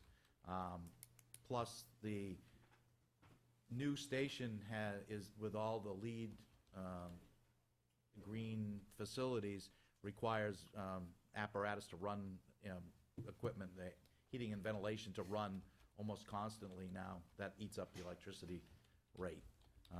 Whereas at the old station, it was just done by dial and bring your blanket and hunker down and wait. Whereas in this case, you know, the system's automatic, and we keep it balanced, it's computer balanced, but it's still, the energy costs for that are about the same as the station down south.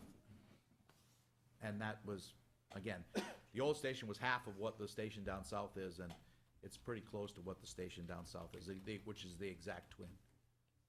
A significant increase, that's how I was noting it. Okay, thank you. Plus, the cost of utilities have gone up, too. No. I have 3 questions, but I'll try to be as brief as I can. Rich and I were talking the night we came to the fire station, just back to the overtime briefly. Mhm. The way the contract's written, you know, if 20 of your guys say they want next Wednesday off, Right. is it written in the contract that you have to give them that vacation day, or can you deny it? Just 4 people can have the same day off. Okay. If you had to call them in because you were short-staffed, because people called out sick, you would have to pay them for the day off and also pay them overtime to come in? Is that how the contract's written? If they're getting paid for vacation day already, Yes. and you had to call them in, they would also get paid for That's- overtime that day. Okay.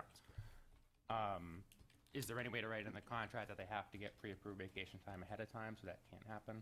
I mean, that'd be a union thing for the council, obviously. All vacation time is pre-approved. It is pre-approved, okay. Right.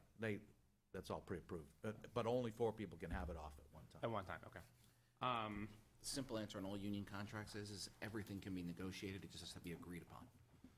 And that's the only reason why we could cover the overtime with additional personnel, because it's planned, but the sec, you can't plan, or if somebody gets hurt, you can't plan. Right.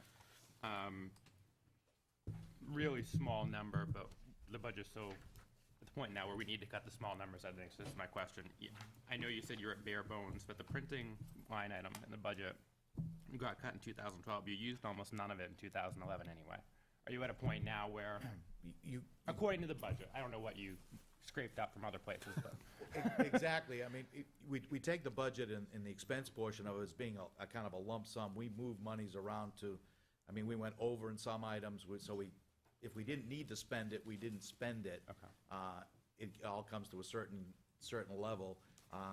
Fortunately, that year, we didn't have any printing, or needed printing costs for that thing. But again, I'm looking ahead at the budget, and You're at a point where in my administrative 2013. assistant saying, you know, we don't have these forms, we don't have these stamps, these are worn out, they need to be replaced.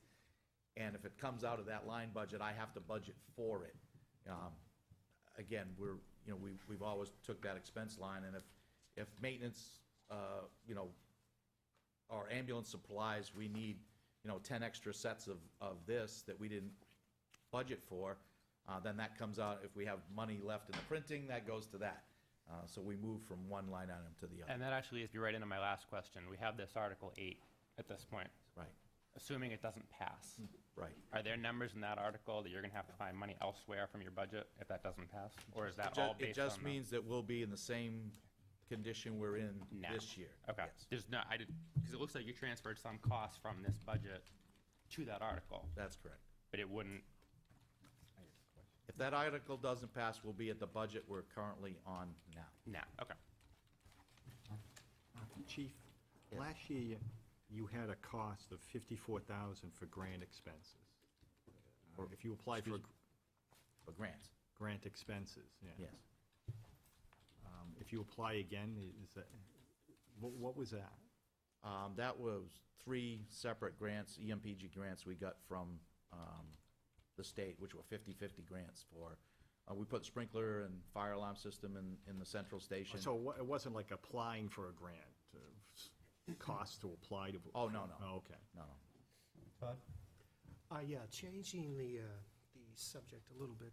This new staffing level that you have proposed, is that enough to address some of the mutual aid conversations that we had? I believe we had a visitor from one of our budget meetings last year with the town of Derry, I believe, came in, and their complaint actually was that it seems to be a one-sided, weighted heavily to Derry, having mutual aid they provide to Londonderry much more frequently than vice versa. Trying to balance that out and, us having to deal with that and make it a more fair and equitable solution for our surrounding communities. Does this address any of that at all?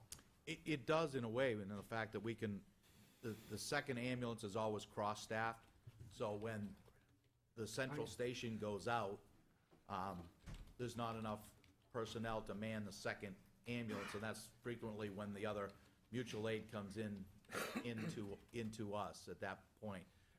But adding one person even down at the other station, we can put that ambulance in service that's down at the other station at that point, because there'll be 3 people down there instead of just 2.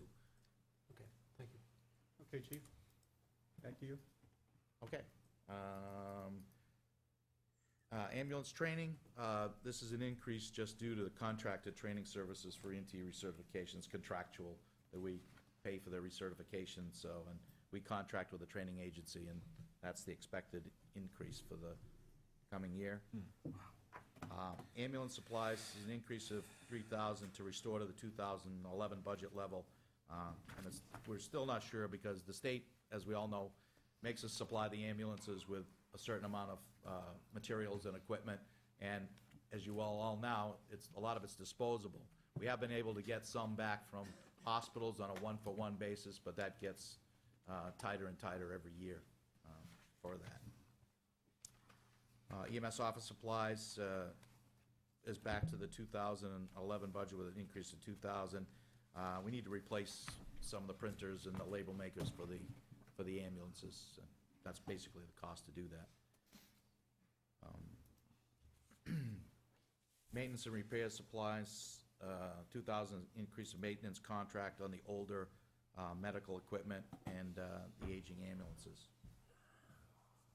And capital leases was moved to the CIP program, which was that emergency medical equipment that you moved to the CIP. Firefighting, again, that replacement overtime is my projection based on the highest year of usage that we used, and the town managers kind of come somewhere in the middle of that. Fire training, I believe it needs to be restored to the 2011 budget to continue to meet training needs, but it's at the current rate.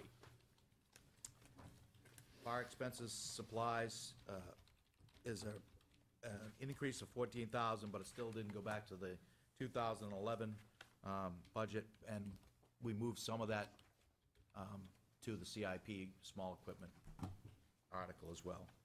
The machinery and equipment is in the CIP plan. Fire prevention, training benefits increased to $1,200 to restore the 2011 budget for required certifications for the fire marshal. He's duly required to be certified and have certifications to perform his duties. Dues and subscriptions is an increase of $200 for the NFPA code subscription, which is required by the state. We need to have the newest, latest NFPA codes on thing, and it comes to us. Fortunately, now it comes to us rather than in paper form and in electronic form that we can actually search, which is great. Department expense supplies, an increase of $2,000 for supplies and equipment to do inspections, issue permits, and provide for fire prevention materials, and most of that's to provide for fire prevention materials. Just, I mean, I know it's not even worth talking about $200, but I mean, what, you mean it went up $200 or you didn't buy it last year? No, the cost is going up $200. The subscription God. service, it's Right. going from $1,200 to $1,400. Everybody's holding their hand out, huh? What's that? Everybody's holding their hand out. The NFPA is Welcome to life. Amazing. supposed to be not-for-profit, but How's that working out? not well. Although we do get a lot of work out of the NFPA, so. All right, well, to move things along, instead of you having to go through all the small stuff, Okay. would the council entertain just getting to the chief being able to wrap it up? Well, he's got, his last slide talks about his 2012 priorities. Let's go to that. Let's go to your priorities, chief. Sure. I mean, we appreciate the level of input that you put into it, but to sit there and have to go through each line is kind of something that you and Dave can do later if it comes down to it. Right. Priorities to maintain existing levels of service, continue building pre-planned program. We're going to try and get into all the buildings within the next couple of years and finish up our pre-plans of all the buildings. Our capital improvement plan update, our pet shelter plan,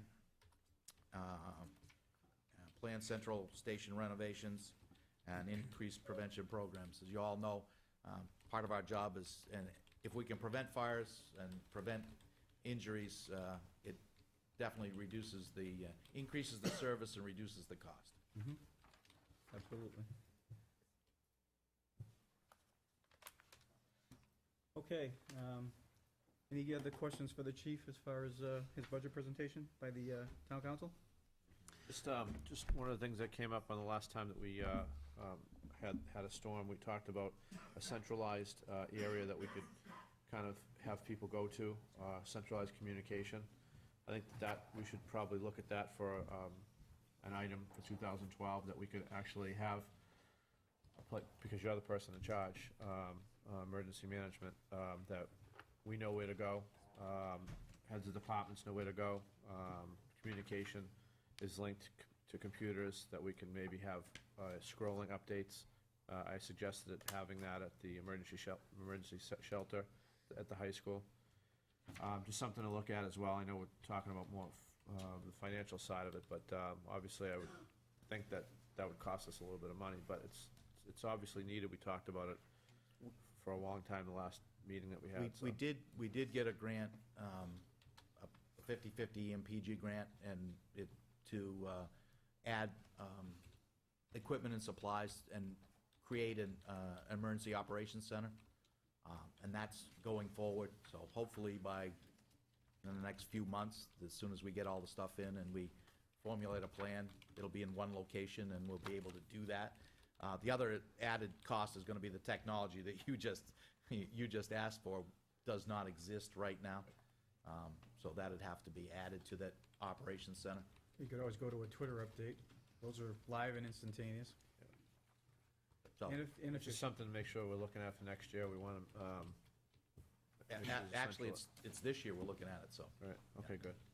The enhancements we were talking about, I mean, the screen, the subscription to cable, whatever it is, the wireless cable access that we need, whatever it is, because we just can't be out of touch with reality. I mean, it was very obvious during this last storm.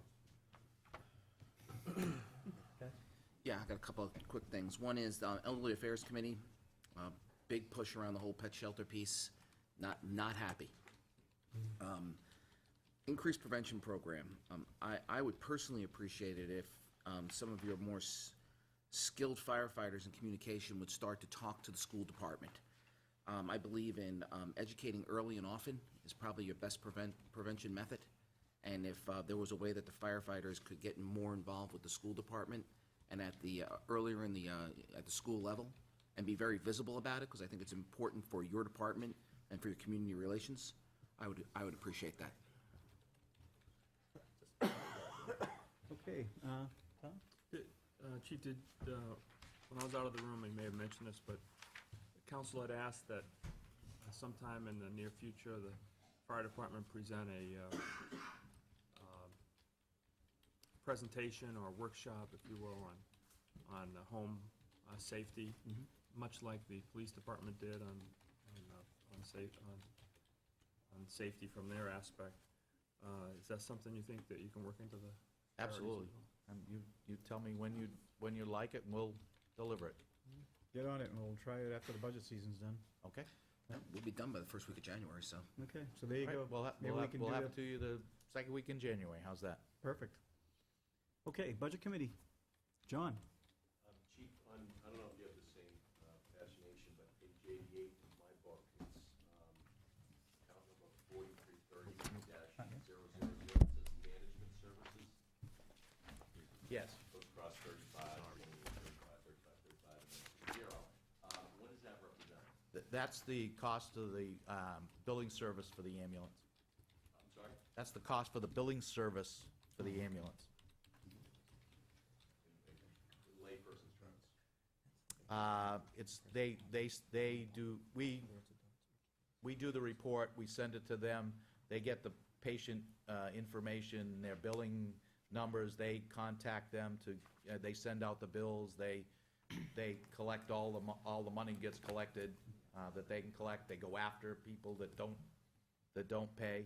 That's a private entity? It's a private entity, yes, it's not a collection service, it's a billing service. Billing service. That has a collection portion to it. Okay, is that something you can shop around and? We have, we actually reduced it from 7% to 5%, and it's stayed that way, and we've gone out twice since for RFPs, and they've always come up with that. No, that's actually an expense that possibly we could talk about passing along to the consumer, the person that uses the ambulance fee. I believe because if you do that, it's gonna be a very small amount, but yet at the same time, because there's so many users that would contribute to it, that 35,000, we could actually see as a savings to the budget if we actually pass that along. Whereas before, we were talking about increasing the overall expenditure of the $800. If we went up to $1,000, now that $200 has to come out of the person using the ambulance. Well, this administrative fee, we call it administrative fee, $10 or $15 probably. I don't know exactly how much it would be, but it'd be small. So maybe that's something we could look at. Way off that for a second. I think there was a request, I don't know if it was a formal request to look into, or at least a discussion about contracting out to other towns and ambulance services on, throwing in my 2 cents. I would imagine there's a percentage of money that can be gained for private transports, patients that need ambulance transportation from or to a hospital that on an emergency case. I would see that as a more feasible way to go than contracting out to other towns, opening ourselves up to the extra mileage on the road, putting our firefighters at a distance from our own citizens, and the liability, not to mention the cost. But if we were to look at something like that, is that perhaps less risk with more return? It varies. I mean, you'd be in direct competition with every private Rockingham. with every private ambulance Sure. service in the world at that point. But we offer such better care. What's that? But we have such better care. We do, but that's not, when somebody looks in the phone book for an ambulance, and they start with A's first. Right. And, so if you happen to be AAA ambulance service, you get your name in the book first. It's like, oh, they're in there, and they have a Londonderry number, even though they're coming out of, Haverhill, Massachusetts somewhere. It's who people call. But yes, some fire departments have offered the service, but again, getting into the case of contractual obligations and personnel to be there all the time, because that's a service that they're gonna pick up the phone, and they expect you to come and get them when they make the appointment. Right. Which gets trumped by emergency calls, I know. Exactly. Yeah. In the interest of just talking about that for one more second, and I'll get off of it. But we talked about Litchfield earlier, and they have generally about 300 calls doing some research on this. 210 of which are transportation. So the difference between when you have an ambulance and you need actually transportation, obviously you only get reimbursed for this transportation. So 210 times $800 is $168,000.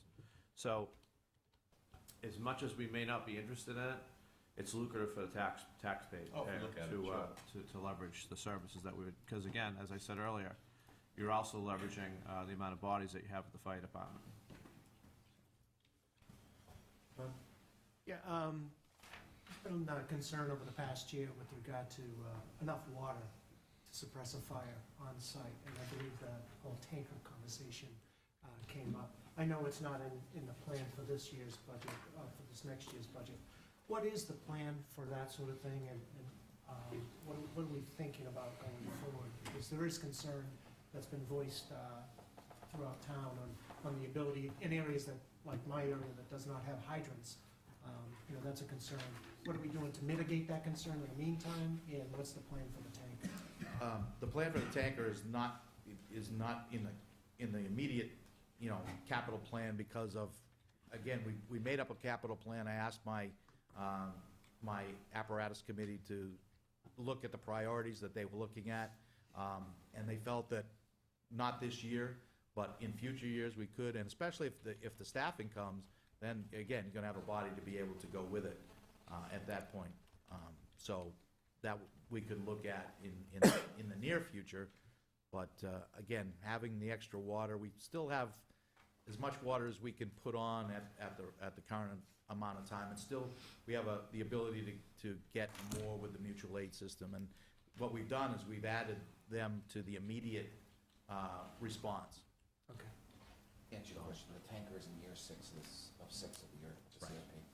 Year 6? Yeah. What would you translate that as? Was it 27? I think it was 2018 or 18, wasn't it? I think it was 18. 2018. Okay. But meanwhile, we do have some way to mitigate that shortfall. Exactly, we put them on the very first response to all non-hydrogen areas. Okay. That's the main, if we have a mitigated, then that's great. John? Sorry to stay in the microphone again. Chief, last year there was a lot of discussion during the budget process of maintaining and updating the bunker gear. Is everything on target with that? Everything is on target, and again, that capital small equipment really addresses it even on a higher level. Okay, great, thank you. Okay, any other questions? Okay, seeing none? Thank you, Chief. Thank you. Chief Hart?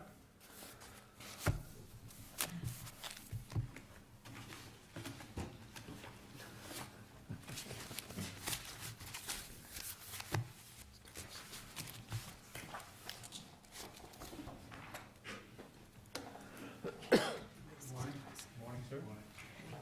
Thank you for having us today, members of the Budget Council and Town Council. With me is Captain Jerry Dusso and Lieutenant Tim Jones. Let me take a minute to explain why they're here as well.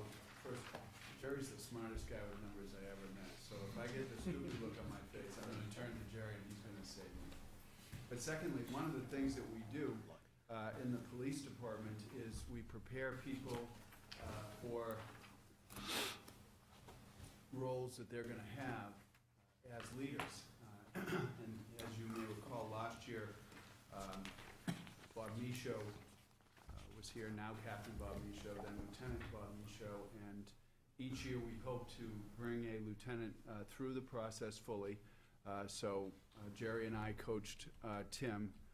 He always asked, "Do you guys know what you're doing?" Because, anyways, one of the things we did and wanted to do was be sure that when our time comes to go, that there'll be people who understand the process, both in terms of the preparation and in terms of the policy and in terms of the politics of the budget preparation and passage process. So that's why Tim's here. He did a great job this year in helping and indeed preparing this budget. So I wanted to let you know about that. I know time is a concern this year, and it'll probably only take me about 15, 20 minutes to figure out oh, there we go, how to use the computer. Briefly, that's how our police department works. We have 3 divisions, operations, which is really rubber meets the road police work. Included within that is patrol officers and detectives. In services is all the things that support putting a police officer either in a car or at an investigation. Communications, training, policies and procedures, that sort of thing. Airport is really what amounts to a paid-for detail by the airport. It's made up of 20 officers. It is a slight profit center for the town in that there is an administrative fee. Proudly want to say that we've signed a contract for 5 years, the longest contract they've signed. I believe that's reflective of the work that the town of Londonderry has done to build a strong relationship with MHT. That contract also has 5 two-year options. Long and the short is, we're looking at a 5 to 20-year commitment and relationship with the airport. The longest they'd ever gone prior to this time was 3 years. So this is, I believe, an exciting opportunity for the town of Londonderry. As you can see, we also have an internal prosecutor and we have an internal affairs function. In that case of the airport, all costs are paid by MHT, and as I mentioned, there is an administrative fee. This is an overview of our police department, kind of letting you know, and the folks who live here in Londonderry know where the personnel who are employed by the police department are assigned. In the last few years, as you can see, we've made some movements in certain regards towards making some cost-oriented changes. The most obvious and easy one to talk about is the fleet maintenance officer. That was once a full-time position. It is now a part-time position. It's a 32-hour position. We don't see it ever changing again. While we have what I believe to be a very strong fleet maintenance and management, I think we can do it in 32 hours. And so as a consequence, we save the taxpayer a heck of a lot of money in ways that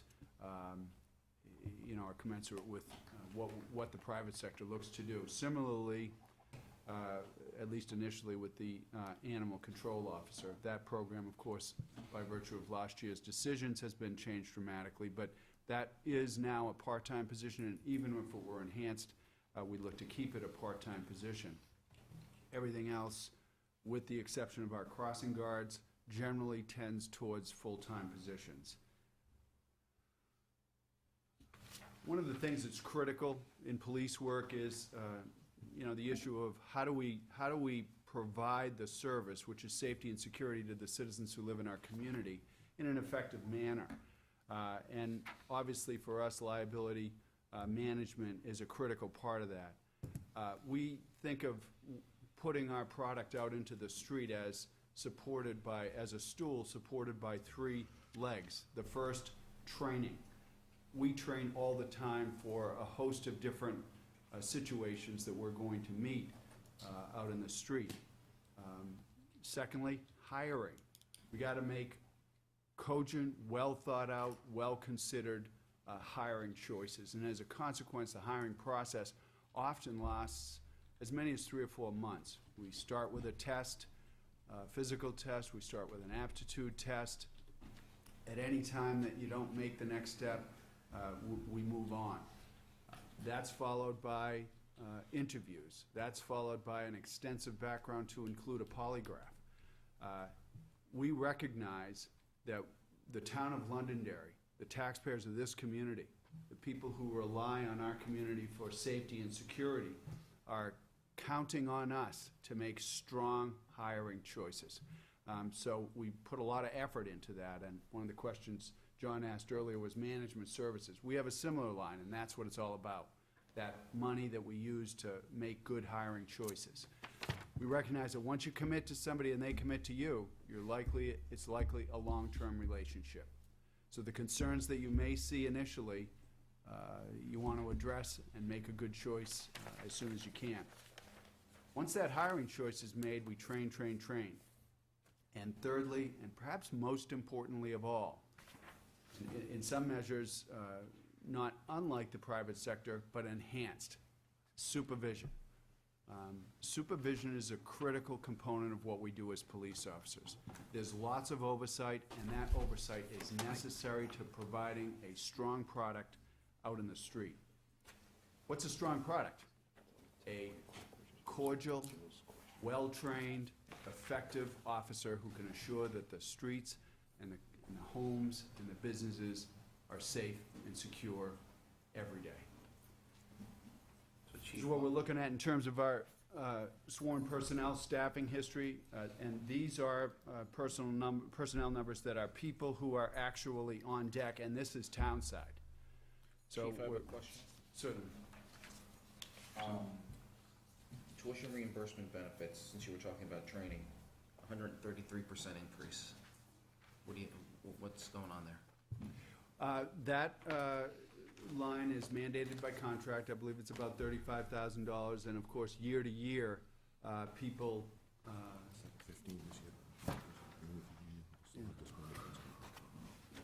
year to year, more or less people use that benefit. Last year, in order to meet the flat tax rate goal, we went to the union, and, you know, kudos to the union. They recognized the needs of the taxpayer.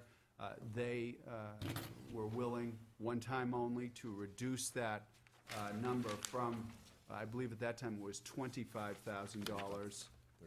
Strike that, $35,000 to $15,000 last year. This year, we're restoring it to what the contract mandates. Now, the fact of the matter is that, first, we value, and so I believe do the citizens who work in this community, we value a well-educated police force, and we encourage the young men and women who work at the Londonderry Police Department to, you know, better themselves educationally. Certainly, those educational choices made by the employees will assist them as they move up the career ladder, whether it's in ancillary services like detectives, school resource officer, or up the administrative ladder. So, that's part of our budget management to kind of, you know, make the best guess as to what's that's going to be. But last year, it went down specifically to meet that goal, and frankly, it was the union that helped. Thank you. You're very welcome. Looking at the personnel numbers, these are positions that are actually bodies on deck. As you can see, we've declined over a 2-year period, 6 positions. And really, the long and the short of that is, people have left. We haven't filled those positions, mostly in order to meet the financial goals and objectives set by the council. Civilian personnel, a similar trend. What we're looking at is our civilian staffing history is down a little bit, and our part-time staffing history is down as well. Calls for service are on the rise and have been for a while. As you can see, there are dips and flow within the curve that is describing the increase, but overall, the increase in a 10-year period is up about 11,000, and that's about a 66% increase. As you can see, similarly, and now these numbers are personnel billeted, so these are the positions we have available to fill right now. So we've gone from 44 in 2001, we have 43 positions we can fill today. Our high number was 47 in 2006. So we've essentially, we're a -1 over a 10-year period. Meanwhile, we're 66% up for calls for service. Now, let's talk about calls for service. That number for us specifically means a call for service that has been entered into the IMC database management program. It doesn't include folks who walk in, oftentimes where the solution is quickly made, whether they need something in records. Records does not enter anything in for the calls for service that they do. In preparing for the dispatch study, we looked at some of those numbers, and those numbers are dramatic. So that's over and above the calls for service. Another thing it doesn't include are the telephone calls that the dispatchers handle in the immediate, without entering it into IMC. So we have, yes. Chief, I have a question. Sure. If you have, do you run one patrol, one officer patrol cars or 2, or both? We run, if I can, we're One one officer officer, in the one car? car. Yep. Okay. If, you know, officer begins his shift, let's say second hour into his shift, he makes an arrest, say an OUI arrest. Okay. How long is he off the street for, typically? You know, and I'm gonna let Operations Commander, typically it's about an hour and a half, but Tim could probably talk for an hour and a half on this point. Tim? It actually depends on what the arrest is for. It can vary from about 45 minutes to an hour and a half. It also depends on the availability of the bail commissioner, calls for service. Sometimes we have to actually put someone in a cell, and that also has to go back out and handle calls. But I would say, on average, between 45 minutes to an hour and a half. And do you have a replacement when somebody's done that? Typically, no. The minimum staffing that we run typically is 3+1, 4+1, and 3+1. We run 3 shifts, a daytime, afternoon, and a midnight shift, 3 officers, 1 sergeant. Daytime, obviously, is much busier because you have admin guys, you have SRO, you have some detectives. Pardon me? Training coordinator. So what we try to do is, during the daytime, and I'm going to describe daytime different than the shift, which is 6 to 2. Daytime runs, say, from about 7 to 7. There's more people around during that 12-hour period. So describing the situation that Lieutenant Jones just talked about, we might move somebody in who's already on deck, say, hey, listen, can you go handle this? We really try to avoid overtime, partly because there are some contractual mandates with regard to it. And we try to manage our personnel so we can be as fiscally prudent as we can day to day. Does that answer the question? No, I was just wondering how long somebody's off when they make an arrest, because I've heard that there sometimes could be out like 2 hours or something like that. Yeah, especially if you're going to have an OUI and you need a breathalyzer officer, he's not here, or something like that. That's the rare case, quite candidly, that somebody would be off 2 hours. Does it happen? Yeah, it does. But that's really the rare case. Most of the time, Lieutenant Jones' assessment is, I was just wondering if you've had somebody out for whatever reason and it's necessary, he's off for like an hour or 2 hours, do you backfill that, or you're No, just we do short not. then? No, we do not. Short, okay. Yeah, we run short. All right. Guys off the street. Chief, of the 43 of staffing that's on the chart now that's being displayed, how many of those are patrol officers? 23, I believe. Well, we have never staffed to the national standard level because of a combination of budget issues and unique Londonderry demographics and so forth. How far off of that national standard is the 23? In terms of billeted numbers, we're not terribly far off. The IACP right now recommends, based on a population of 24,129, which is the 2010 census number, 43.4 officers. So we're pretty darn close to right about where we are. And frankly, sometimes that number is good and sometimes number is bad. Let me address the IACP situation very frankly. They look at a whole host of factors. Many of them really don't impact us. Part of the problem for Londonderry is we're a rapidly changing community. We had that period from about 85 to 98 where we changed dramatically. We're about to enter that time again with the Pettingill Road, whatever happens there, with the Woodmont, whatever happens there. We need to be preparing for that. I think that number will probably go up a little bit as we continue to grow, but I think that's about fair right now, about. So that standard applies to the 43 or the 20? The 43. That's what they're talking about, is total officers on deck. Got it. I have a question. This is just a clarification question. So, in page 74, it shows the uniform officers. And one thing that confused me when I looked at this was that it shows regular salaries with a detective line at a specific unit price, if you want to call it that. And under the account number 4110, then it shows under 4135 additional personnel salaries with a detective there as well, at a different cost per unit. But my question is, I guess, why this? I know that's additional personnel, but why the segregation between detectives on those two lines? You may recall that one of the directives that was given was to look at the budget in pieces you could bite off if necessary. Yeah. So when the town manager gave us our direction, I, and frankly we, prioritized, and we said, okay, these are our priorities, and it would include additional personnel. So those are additional numbers from the current FY12 budget. Okay, so the 4 units would be at that specific cost per unit, that's an average, right, of the 4? That is what we have on deck now. Right, And that okay. is the cost of those units now. Keep in mind, those are fairly guys who have been in the Tenured, right, job, right, I understand. highly tenured, right. So this is the additional personnel salaries that you're asking for, I guess? That's correct. Thank you. That's good. You're very welcome. Any other questions at this time?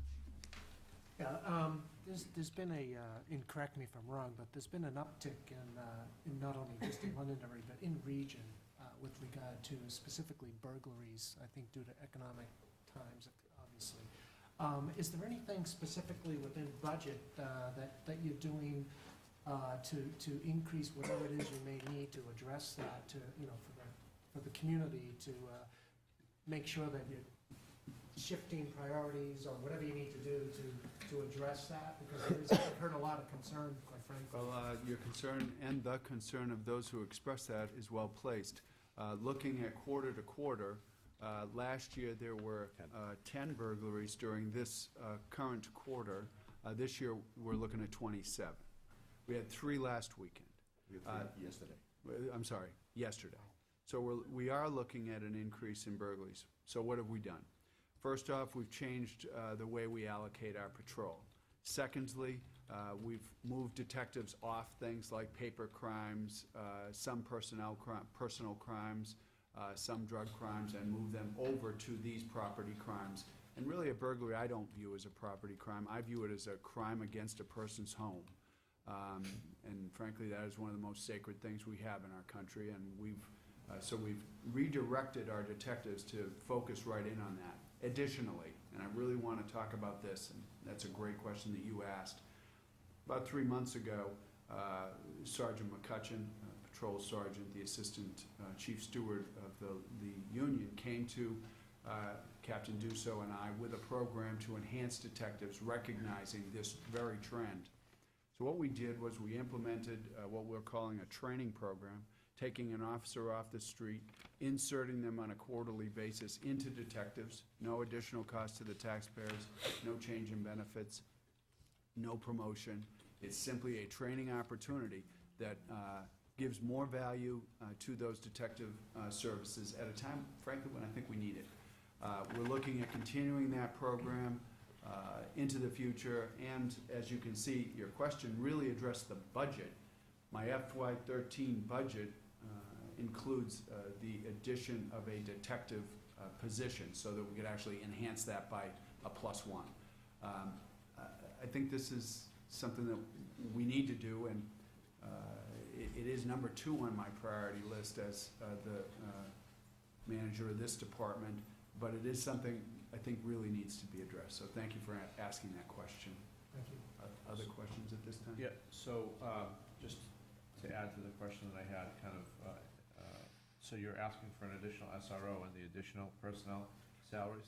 Actually, when the town manager and I talked about the priorities of the police department, what the town manager and I decided that it would be the department head's choice as to which to choose. And frankly, I would choose at this point, given the serious uptick that we've had in burglaries over the last couple of years, to move that to detectives. Instead of SRO, but what happens to the SRO coordinator then? We have an SRO, and we use that person as a coordinator for our relationship between the community and the school. So I guess the reason why I'm asking the question is I'm confused at the 2 line items with the dollar amounts, cost per units.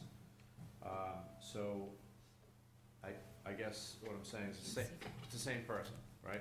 The coordinator and the SRO, are they 2 different people? They're 2 different people. Okay, so. The body is the same. Okay, all right, so, if you combine the units, that's the pay for that particular person, because they're doing a dual role? I'm just trying to understand that. We have one currently. Right. Under this current budget, we have one person. Right. We pay that person at the +4% rate as an SRO coordinator. Since some of the job entails liaising with the school offices and doing stuff that isn't really related to what an SRO does. So currently, that's the choice we've made. Okay. if we add another SRO, there'd be one person who's a coordinator at the plus 4% rate, and a second person who simply serves as an SRO. Okay. You get a value detracted when you only have one SRO, because we think it's really important, and I think the school does too, that we maintain a strong relationship, not just as between the several schools that are in the town of Londonderry, but also with the district. Question? In order to just provide some clarification, Joe, the verbiage that you see where you said detective and SRO, that stays with the department head column. So if you look at the total amount of $212,000, Oh, right, I realize that, yeah. those amounts add. Right. But if you look at the town manager column, you'll see that the amount has changed to 106. Okay, However, the because writing is what gonna he's stay. suggesting and what they're, I understand, Correct. right. Yeah, just to provide some clarification. Sorry, Bill. Thank you I very just wanted to much. make sure I No, not at clarified all. what you specifically were looking for versus what the town manager's recommending. I just wanted to make sure I understood what you were looking for, so. If you're asking me to make the choice right here now, I'd say Detective, right, I detectives. get that. Good, okay, thank you. So just to follow on the burglaries, Chief, are we talking about burglaries where people aren't at home, or are these home invasion burglars? Do we know? Yeah, these are daytime burglaries when people aren't at home. For the most part, and what I mean by for the most part, I mean 99 out of every 100, home invasions are a rare occurrence. Do they occur? Yes, they do. Are there times when people are either at home or proximate to their home? Yes, it is extremely rare. Most of the burglaries that occur, however, are during the daytime when people aren't home, and they're crimes of opportunity. There are people who do drive around the streets looking for an appropriate target, and they know what they're looking for. No pets, no lights, mailbox issues, no cars, doors that have been open. Oftentimes, people will go up, knock, check, walk around, leave quickly. So they are crimes of opportunity for the most part, and luckily, nobody's home. Thank you. Other questions on that issue? Chief, Yeah? do you normally see an uptick in that type of crime as the economy goes down? Typically, yes. National studies suggest that they're related. It's difficult for me to make a connection here in Londonderry in 2011 for a variety of reasons. It does appear that they may be related. When I used to do public defending work, we always knew that the docket numbers Yeah, went up. me too. The same. When I was a bar advocate in Lynn, the same thing happened. Some additional history on the SRO. As some of you remember who were here last year, we did eliminate an SRO last year.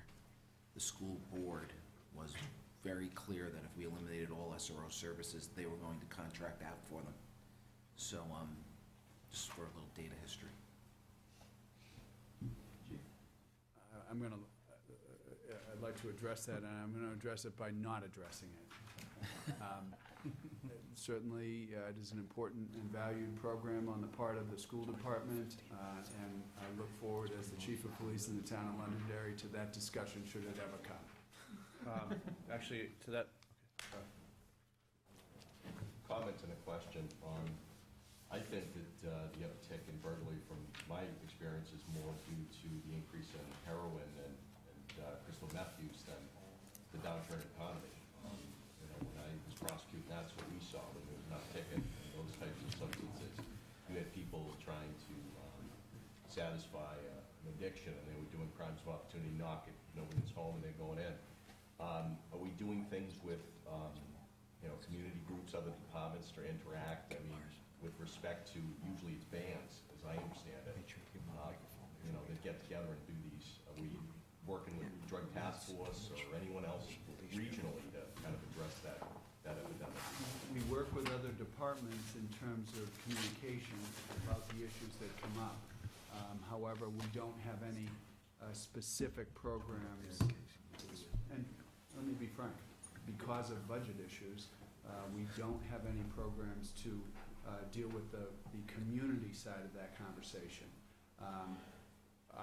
Unfortunately, our reaction as a police department is reactive and not proactive, almost entirely related to financial concerns.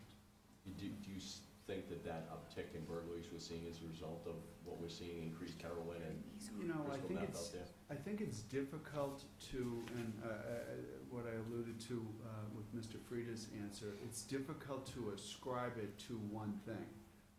Typically, when the economy goes down, you do see an uptick in all substance abuse, not just illicit drugs, but the use of alcohol. You do see increases in stress crimes, if you will. By that I mean domestic violence and assault. We do see more drug offenses. At the same time, we have, not unlike the private sector these days, we're dealing with trying to solve a problem with a scarce resource. The scarce resource in this case is police officers. What we know with strong certainty is that a visibly marked police unit with an officer in a uniform driving around the streets of our community is the most effective deterrent to precisely this type of crime. Let me refresh you on the minimum staffing for this 25,000 person community.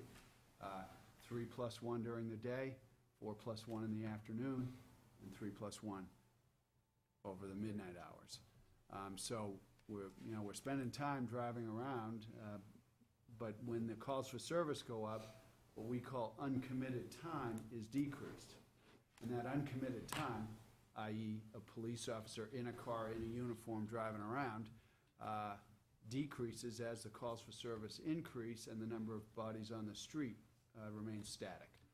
So, what we try to do, frankly, is manage that situation as effectively as we can to provide the biggest bang for the buck or value to the taxpayer and the citizens of this community and the residents and the users.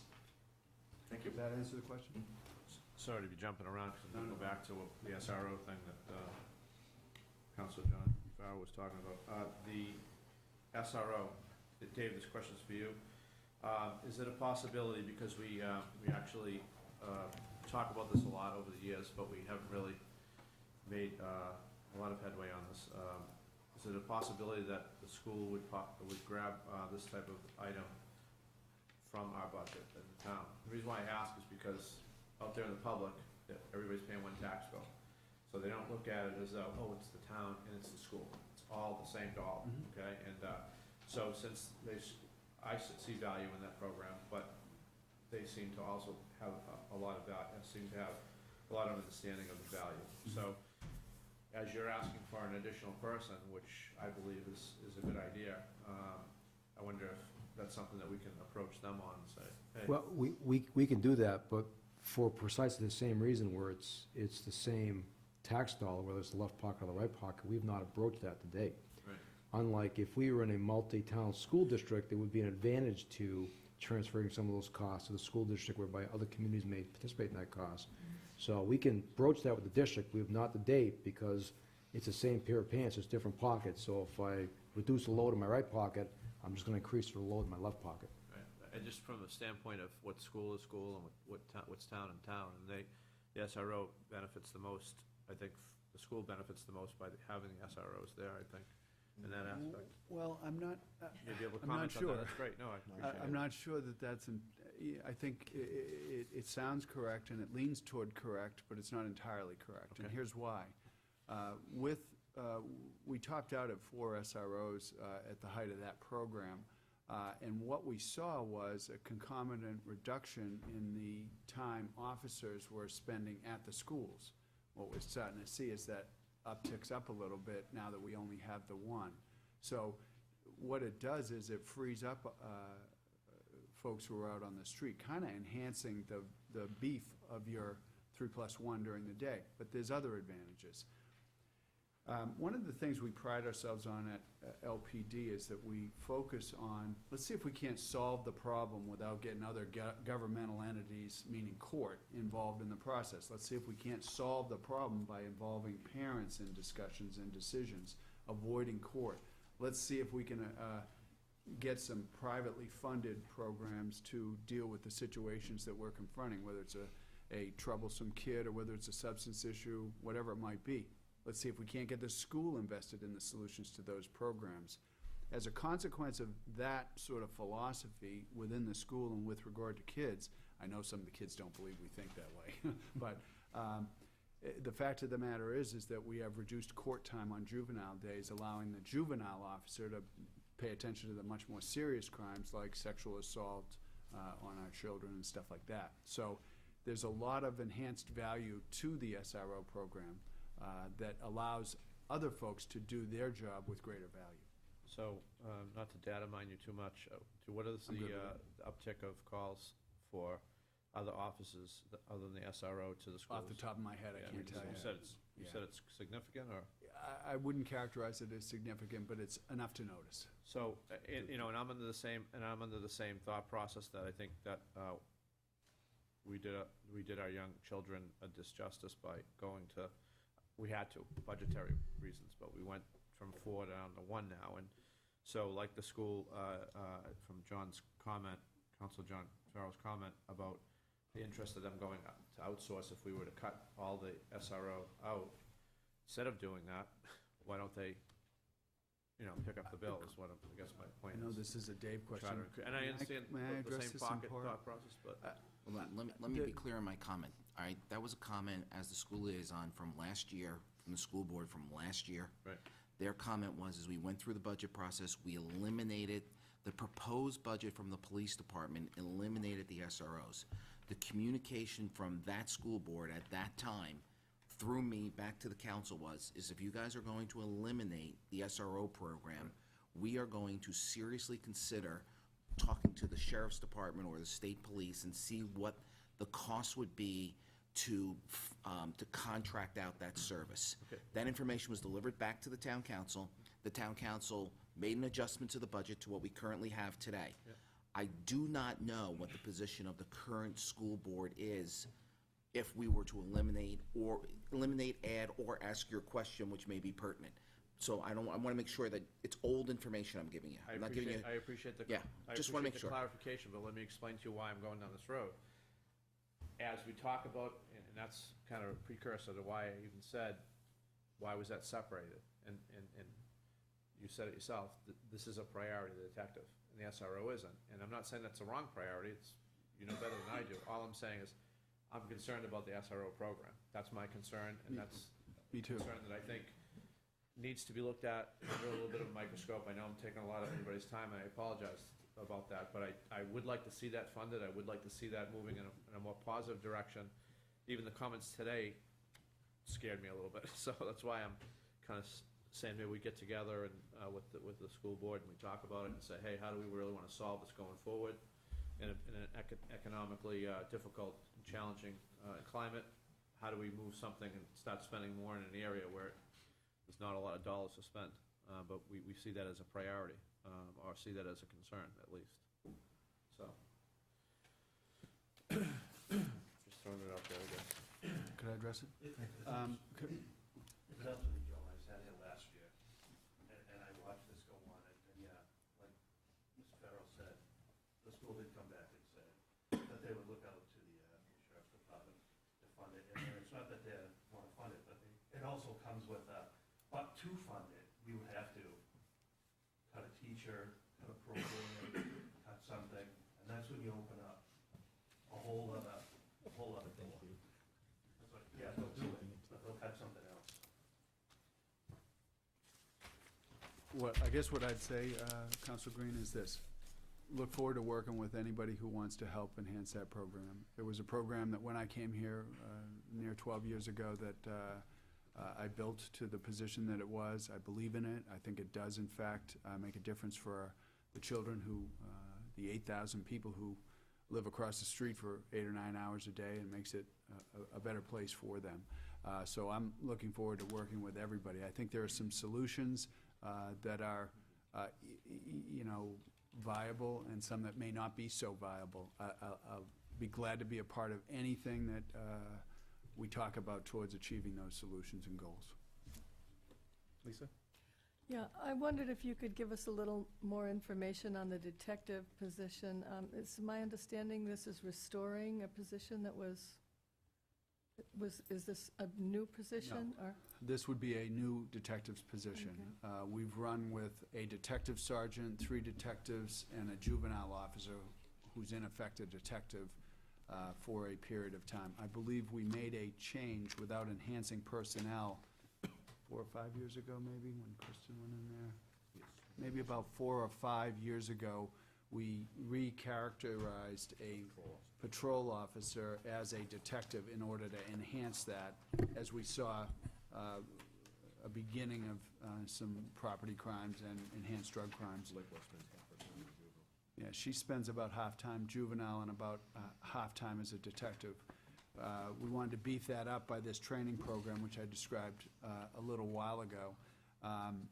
And frankly, given the increase, and this is part of an increase over several years that we're seeing in the issue of burglaries, we wanted to beef it up again. And relating to the issue of burglaries, it's my understanding, or it's my impression, that most of these are committed, or many of them are committed by out-of-state people as opposed to local. Is that a misimpression? I'd say that's a misimpression. Okay. I'd say it's at best 50-50 and probably more local than not, but it hangs around, 50-50, 60-40 in that range. So that local detective position would be significant in that regard? The detective position, we've, out of the 27 burglaries that we have had in the last quarter, we've been able to clear, I believe, 20-some odd. We've cleared 5, so out of that current, we've cleared 5. So, an enhanced detective would be able to help that clearance rate quite a bit. Now, let's keep in mind, the clearance rate for things like burglaries can extend over some time, and oftentimes, and this happened perhaps 3 or 4 months ago, when you tag one, 3 or 4 fold, because you've got, oh, well, I was involved with this with so-and-so, and we did that, and can I get a better deal? I don't want to go to state prison, I'd rather, okay, what about this, this, and this? Yeah, he did it, boom, boom, boom, so you can go out, and at that time, we think of ourselves as Kmart, we're having a big sale, come on in. Blue light special. That's right. And by blue light, I mean blue light. Exactly. Other questions? Chief, Yeah. I had a question for you. No, I In the- read it. When we think of traditional police work, we often have these images of, assault and battery, home invasions, burglaries, traffic, moving traffic violations and so forth. But in our changing world that we live in, and the technology world that we live in, there's more and more cybercrime, identity theft, credit card theft, and so forth. How are you positioning the department to handle that, and how do you handle that? Is it with your detective force, with the patrol officers, and in the call, and when you look at the statistics for calls for service, are you seeing much of that yet? Is that becoming more of a mix for you? First, let me say that those crimes that you described as traditional policing are still with us, and that's the vast majority of police time. The crimes that you're talking about do represent a portion of our detective work. They tend to be, heavy emphasis on the investigation. They take some specific enhanced skills to do, in other words, an understanding of how computers work, an understanding of how the internet works. Oftentimes, if it gets very complicated, we ask for outside help. There are agencies within the state, other municipal police departments, that have folks who are specifically engaged in that topic. To answer the last question, yes, it is increasing. It is a part of what we do regularly. It doesn't represent the bulk of what we do. I do think as we become more and more reliant on the devices like tablets, like smartphones, et cetera, we're going to see more and more of that. How does that stress your training budget, and is there any intersection with our IT staff, or are you kind of going it alone in terms of trying to train up and the We're- cyber crime. In reference to the last question, we're going it alone. The folks at Spalding Hills are outstanding when we ask them for help. Our internal records clerk, information technology person is outstanding, but it often requires specific training. Most training is under seminar and dues, but the time, we're all personnel driven, so it's an 8-hour day for a guy who's not working on a case, he's going to training, so it tends to be either straight time or an overtime commitment of time. And yes, we are beginning to train in this area, but it's slow going, especially with flat-funded budgets. We gotta make priorities, and, we'll choose burglaries over this. We'll get to that next year. We're managing those scarce resources in that way. Other questions? Sir? Chief, I'd like to take a look at this maybe from a little different perspective. There are major cost drivers in the budget ongoing. If, for some reason, you allocated the exact same dollars as this year, can you paint us a little picture of how the police department would look? Are you saying take the numbers from? Whatever the dollars that you get this year. For FY '12? Okay. Okay, so take FY '12 And then extrapolate that to FY '13. What would happen to 13? And then give us a picture of where the police department. I can ballpark it. Yeah.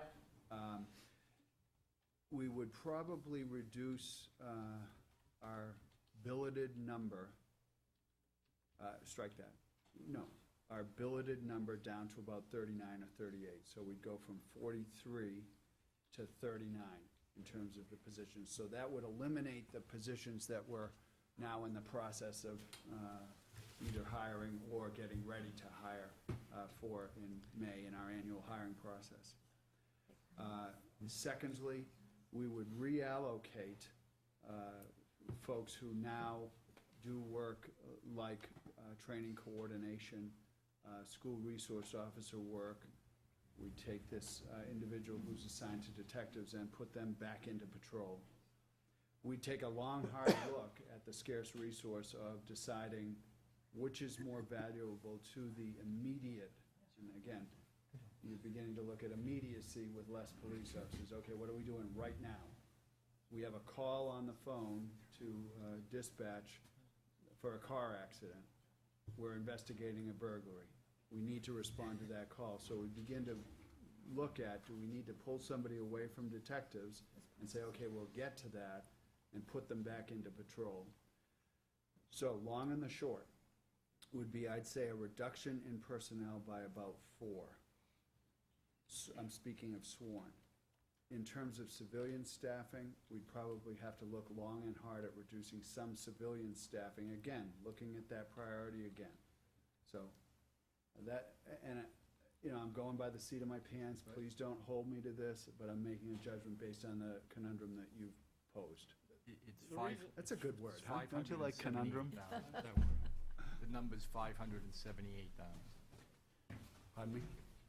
That's the spread between last year and this year, 578,000. Which is Between about 6 people. 2012 and Proposed 2013. it's more than that. You're talking the town manager's budget? From the town manager's budget, yes. Okay. For the police department. The reason I asked the question that way was that we're looking at some particular drivers that are inflating these costs without doing anything. So the hard look is, what are they actually? And my guess is it's going to be salaries, overtime, and benefits. I would. Given that we're approximately 94% personnel driven in terms of cost, Right. yes. That would be where it would be. I Personnel think. costs. Okay. So the picture would be bleak if we were back to the 12 budget. Yes, it would be. Okay, so now, No, I'd like to use a different word. It would be bleak. It would be dangerous as well. Okay. Not just for the citizens, but for the police officers. right, I totally agree there. I'm just trying to get a handle on. Yep, sure. How do we justify to the taxpayer, besides the safety factor, which is highly important, the driving costs and where they fall into place? I'm just trying to get a handle on it, because if we did nothing, we would be diminishing the services. If we change nothing, we didn't hire another person, we didn't do anything, we have to then delete the effectiveness of that police department. Correct. So we've got something out there that, down the road, if we continue in poor economic times, it's like that point of diminishing return. If we can't raise the money, or we don't feel it's there, the continuation comes down. So I'm just simply asking from the police side how best to allocate all of these dollars and a definition of the need, and then I thought I saw something in here of overtime of 2.5 million? No. No? What'd I see? Chief, could, if I may, would the next slide help answer his question? Because I think it might help to understand costs to some degree. No, not this slide, the graph. That one. Okay. Yeah, I mean, we have less sworn officers now than we had vis-à-vis 2001, and as you can see, we've had a dramatically increased in every regard level of business. So, you know, one of the fun things to say at cocktail parties and political discussions, and when you're sitting around the business table, is let's do more with less. I'd like to invite anybody who runs any business in America to come on down to 273, wherever I am, thank you, 286 Mammoth Road, and I'll show you. I guarantee it. I'll show you. I like going to 273, let's go. Even your address numbers, even your address numbers going up. My point is this, that, and I'm not gonna say I'm gonna say the men and women of that police department do that every day, all day. That's what we spend our day upstairs thinking about. Okay, how can we got less, we gotta do more. How are we gonna do that? What are we gonna do? What choices are we gonna make? How can we value add our service to the community? How can we, tackle the problems that we face? So, I'm proud of what we've done over the last 10 years. I guess I'm not in charge of picking people. Just while you guys were talking, Often I am. out of the 578, $100,000 is apparently contractual increases in regular police salary for the uniform. Council Frida, where are we? I missed the No, first part. I'm saying out of the comment. 578,000 Oh, I spread see. between Okay, last yep. year and this year, $100,000 represents salary increases and retirement costs. It's almost 50,000 each. Then there's 18,000, from what I can tell, of health insurance increases. So I don't think you got any control over that. That is correct. That's just happening because the calendar changed. Right. You asked for a priority list, and... No, Oh, I don't okay. need the what I Okay. really wanted to do is to identify the fact that if we don't do something and looking forward, we're gonna be in a situation where we're not being provided the services from the police department that this town should.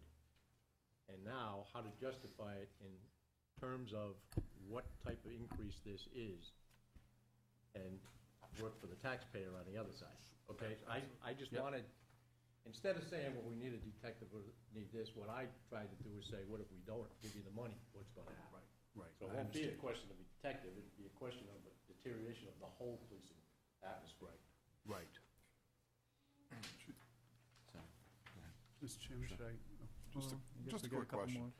You're, from 2001 till now, how do you feel technology has changed that? Has technology replaced some of that, like, for instance, computers in the cars, where you can do your reports out on the street? I think what that's done is added certainly more productivity to the officers. Part of the issue is folks look at computers as some kind of a panacea or a productivity giant enhancer. Really with police work, it certainly helps. I do think we're getting more productive, but let's face the facts with police work. What police work really is me coming to you when you're at a crisis time, and talking to you, kind of figuring out what happened, figuring out what the possible solutions available are. And for some folks, like likely for me or you, look, the guy came, he was 6 foot tall, he did this, and okay, could you mind writing a statement? Sure. Other people, that might take an hour to get that out. So, you know, your traffic stop, some last, 8 to 10 minutes, others last 15 or 20, because, again, because of the police department we choose to be, we view that community interaction as a fundamental part of what we do. So that means you're taking more time. So are we more productive? Yes, I think we are a lot more productive. And the numbers show we do more with less. Let me be perfectly frank. The flat funding last year, while certainly appropriate to the economic times that people perceived, dramatically slowed our ability to continue to dealing with more with less. So this year, we're looking at, okay, how do we get able to do what we need to do this year as opposed not to do more? I mean, not to do some kind of enhanced services like more SROs and stuff like that. How do we deal with what we got right now? Real quickly, Chief, I think I had a conversation with your predecessor in which we've been running 3-in-1 since 1989. I believe that's when the current, the only change was that we enhanced afternoons to 4-in-1 about 10 years ago. So we've been running 3-in-1 for 22 years. Yes, about. Okay, thank you. Chief, do you have any ballpark of how much revenue the town gets from tickets and stuff like that, from writing tickets? I don't believe we get any from tickets. Goes to the state? It goes to the state, yeah.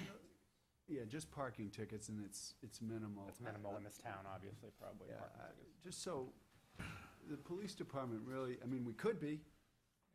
I mean, for a lot of reasons, we could be a revenue enhancer. My line of That's a good questioning idea. there was just if you remove officers from the street for writing less tickets, that More less emails. income, but it's not really enough to go into the state anyway. No. Well, Chief, I wanted to, if the chairman's allowance here, I wanted to do a little bit of a rant on that topic. I'm glad Chris brought it up, because if he didn't, I was gonna bring it up.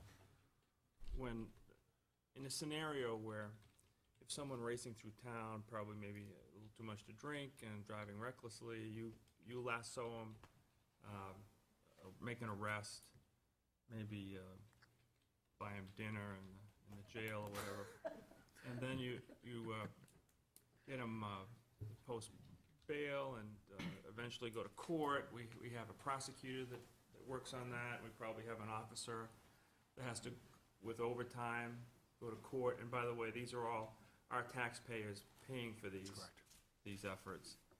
And somewhere along the line, if the perpetrator is found guilty, then they're going to pay a fine and maybe more. And that fine, let's say the fine is a $150 fine, and then you say, okay, now what's the split? We Can I address that? We need to get out of that business, because that costs an awful lot of money. So the way I look at this is now we get a public safety benefit, obviously getting that person off the road. But now let's switch to the accounting side of the equation. So that $150 check is written to the court, and we stand there with our handouts. All right, we spent all this effort. We staffed up. We have a police car. We have a prosecutor. We have an officer in court on overtime. And the taxpayers have spent all this money for this. And that $150 check, we look for, all right, what's the reasonable split between us and the state? Because the state has to pay for the court system and police academy and so forth. And people are shocked when they hear this. But when they do the split, of the 150 goes to the state and 0 goes to the town. That's correct. And in my view, that's just ridiculous, and it's not fair. And I know the state is very protective of their revenue stream with regard to that. But I would invite the council to consider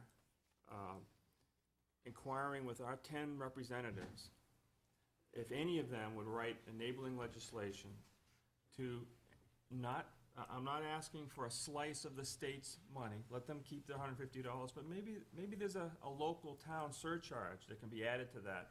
Maybe it's a $10, maybe instead of a $150 fine, maybe it's a $160 fine, and $10 would come to us for public safety costs to help manage the costs of the overtime that our officers are spending in court, testifying and enabling the conviction to be made.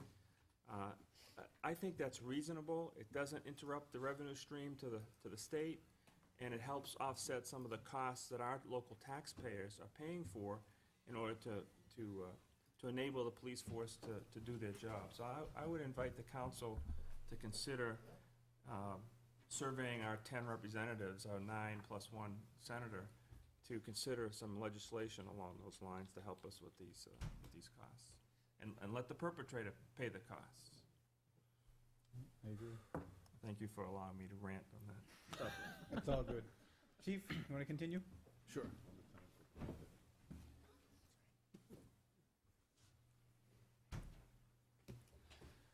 We looked at, in order to give you kind of a flavor of what we're doing and how it's changed, we looked at FY '01, 2001, and this is sort of some averages, just to kind of inform your thoughts and decisions. Again, we can see that similar kind of increase vis-a-vis calls for service and reports written. This is that IACP number, which is slightly higher than what we are billeted for right now. We look at community growth and the issues that that are right at our doorstep right now. That whole Route 102 exit 4 and exit 4A and Woodmont Commons, that area, depending on what happens, it will have some impact on the delivery of public safety services to the community. Similarly, the airport access road and the choices made with regard to the Pettingill Road projects and development, should those come, should that be the choice that's made. We need to be thinking about that so that when the time comes and those decisions are made, we're prepared for that. And we're going to have continued community growth. That impact for us is now, since we have to begin to, actually, we're always engaged in strategic planning. That's a constant sort of what's going to happen 5 years from now, what's going to happen 3 years from now, what's going to happen next year. We routinely do that at our staff meetings, which we hold once a month.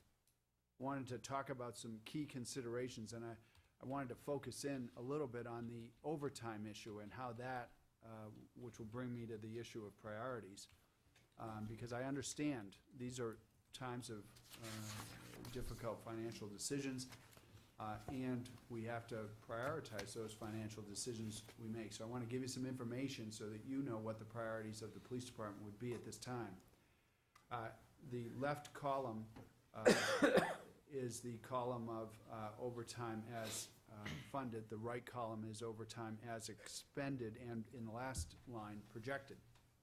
I can tell you with regard to that 473 number, that's based on our day-to-day projections through, I believe, Thursday or through the 12th. Okay. Actually, the week before, we prepared the program this week. Okay. So a week or so ago. What we know is that that's based on that projection, we're aiming low right now because our overtime, our busy overtime is coming. Typically, we get our most use of overtime, because overtime is a shift replacement deal, over the holiday season. And the second piece of overtime is those times when you need enhanced bodies on deck to deal with the winter issues that you have. So we're looking at that goes up, and then sometime in mid-February, it drops off and steadies out, and we take it into the end. But as you can see, it's gone up and up and up.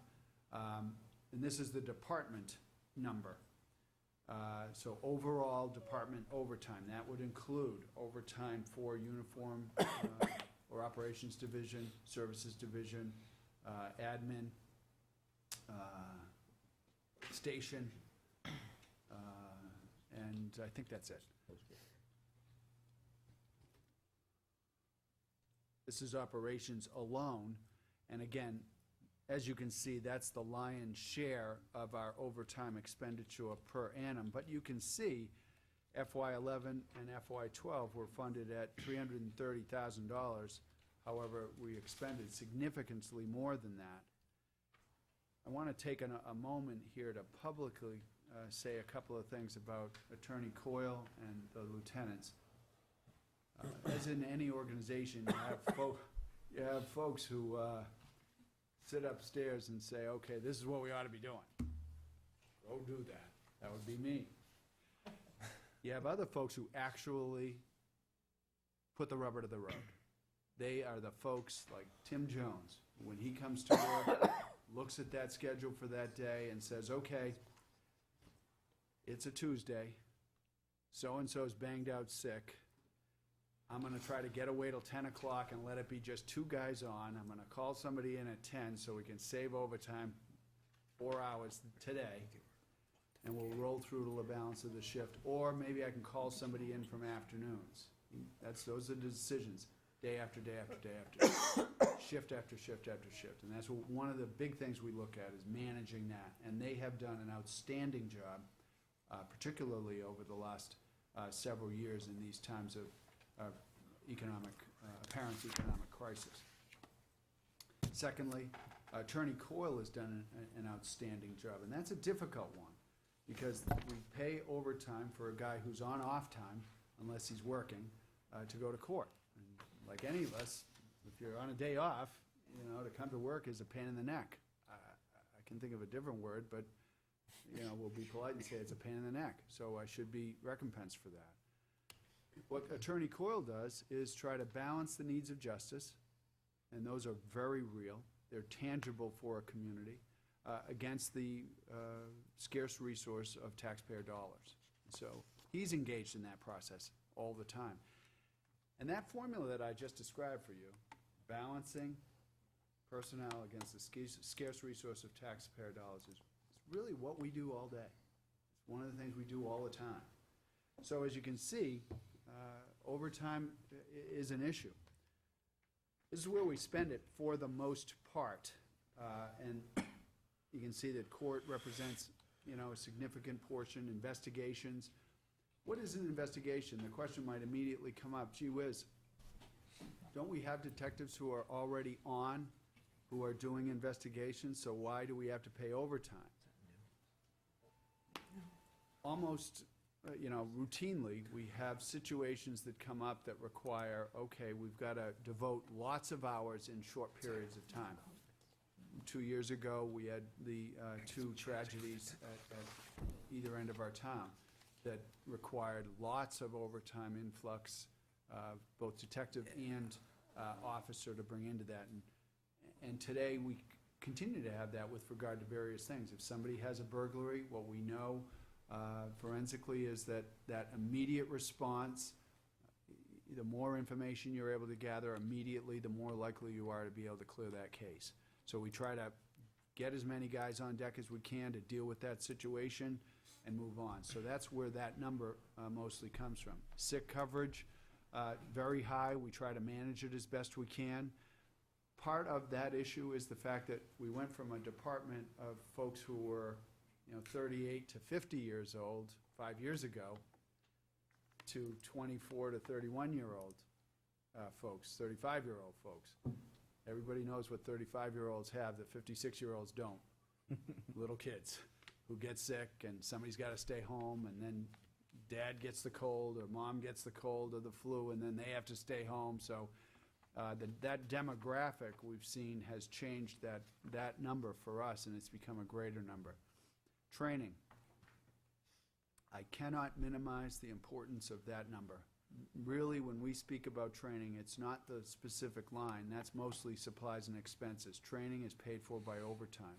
And I got to say, we've done a great job in really looking at our training template and coming up with more effective ways to deal with our training issues. We do a lot of training in-house. The prosecutor routinely, and by routinely I mean 8 or 10 times a year, puts together training programs that the sergeants can deliver at roll call. So we enhance our training buck. We've by virtue of having the range in town, we've been able to take folks on shift, and really about 80% of our guys now are able to get their firearms training and their qualification in on time when we're paying straight time. Similarly, we do training in defensive tactics, legal issues, community relations issues routinely, and we believe that's why we're the kind of police department we are. Vacation is vacation. Jerry and I were talking about how we handle vacation, and I think we try to balance the needs of the employee with the needs of the taxpayer. Again, we're back to that formula. We keep coming back to that formula. Balancing the needs of the department to deliver a service vis-a-vis the scarce resources on the part of the taxpayer, and I think for the most part, we do a good job. The miscellaneous, if you wish, and the town manager can give it to you, we have a list of every dollar we spend, and I can go back for 19 or 20 years with that kind of a record. Grants, you know, we do a number of different programs in grants. We look at the Viper programs up at the airport. We look at DWI interdiction downtown. We look at other enhancements for equipment that we can get through grants. Records, the department, because of the growth in work relative to the non-growth in personnel, has a serious backlog that we continue to whittle away at. And for a while, we were using overtime. This year, we have not. Special Operations Unit, we have, I believe it's 9 officers assigned. No, we cut back. How many is it, Jerry? We're down to 7. We have 7 officers I'm sorry, assigned. 6. Wow, I think 6. 6 officers assigned to the Special Operations Unit. Expensive, but a real plus and boon to the community in the following sense. Those are your most highly trained officers with regard to things like warrant entry, defensive tactics, firearms, critical incident management. And so what we do is we try to get the value added by having those officers come back and tell the rest of us, me included, okay, you know, these are the ways we deal with this if we're gonna be doing it on our own. The big plus of this, however, comes when a critical incident goes down in Londonderry. Rather than just having our guys respond, all of a sudden we have a large number of officers who are highly trained in how to handle these type of situations in our town at no cost other than what we pay routinely. So the bulk of our overtime budget is spent on specifically things like court and shift replacement pay, training, and some investigation. So the vast majority of it is shift replacement pay. So let's talk about how that works for us and how we think about it. So we're going to talk about the hard cost of putting a guy on duty in a car with a uniform out on the job. It takes about 8 months, ballpark, to get to that place. It can be as short as 6, it can be as long as 10. But on balance, it takes about 8 months. That new officer, that's the cost, about $85,500. Roughly 2/3 of year 1, that person's in training. So we're looking at, as I said, 8 months. So that person's not, even though they're on deck, they're not taking calls, they're not participating. And that's because their first probably 4 months are spent in pre-academy and academy training. Their next 3+ months are spent in field training, which means getting ready to be a Londonderry police officer. And then once they're released to service, they're on deck to go handle calls. So these are some of the ancillary costs to do that, and you can take a quick look at them yourself. There's some detective pay to do the background, there's testing, there's additional administrative work, which includes processing the test. These are the costs of a uniformed officer to get that person on deck. So the total cost is about $8,000. Now, I'm sorry? Okay, over and above that salary and benefits. So you're looking at total cost, one guy, new officer, about $93,500, okay? 60% of the first year is spent on training, so they're available for about 800 hours. The equivalent amount of overtime gives you about 2,000 hours of police service, roughly 1 year of police service. It gives you even more. I'm not paying a guy 8 hours.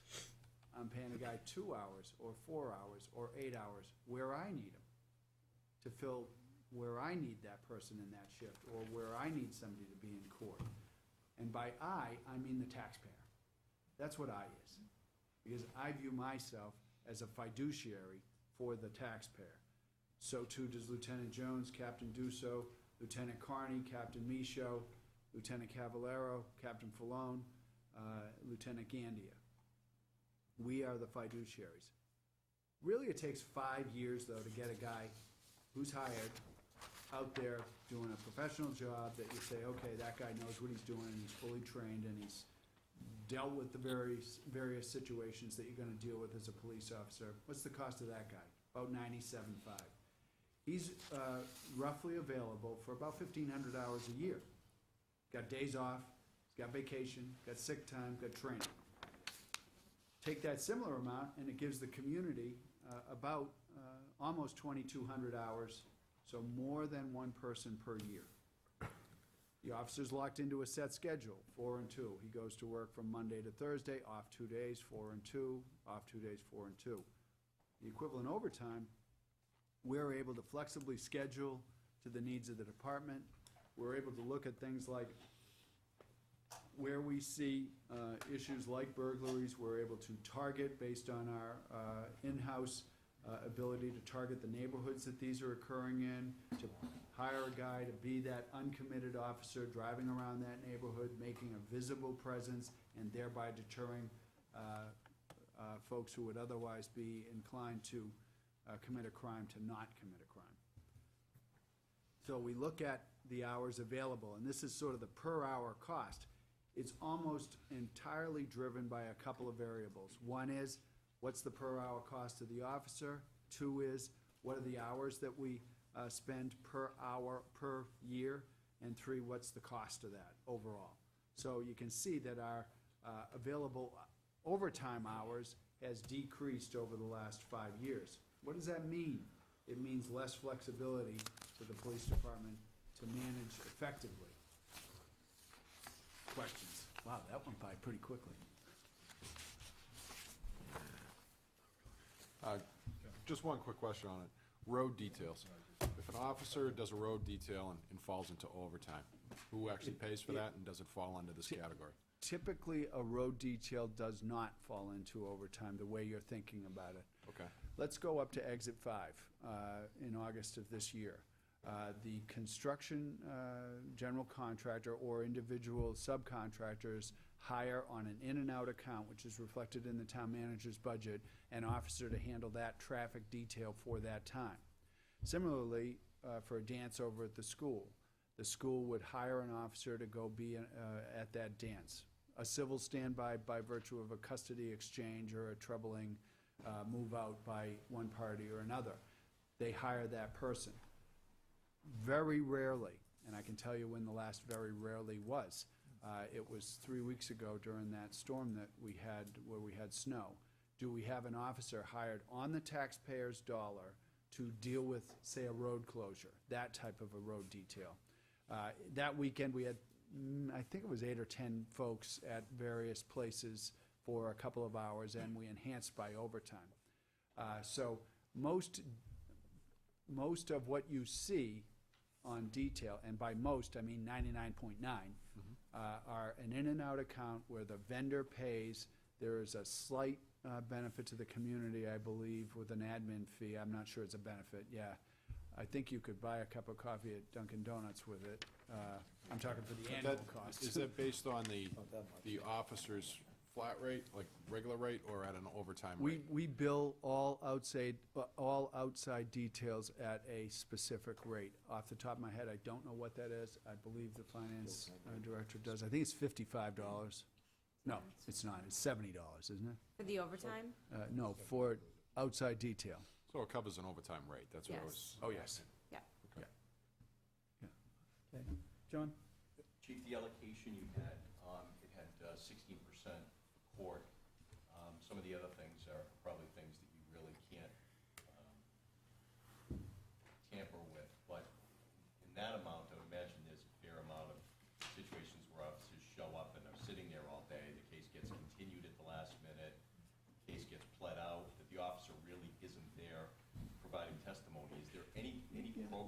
do to try and, 4 or 5 years.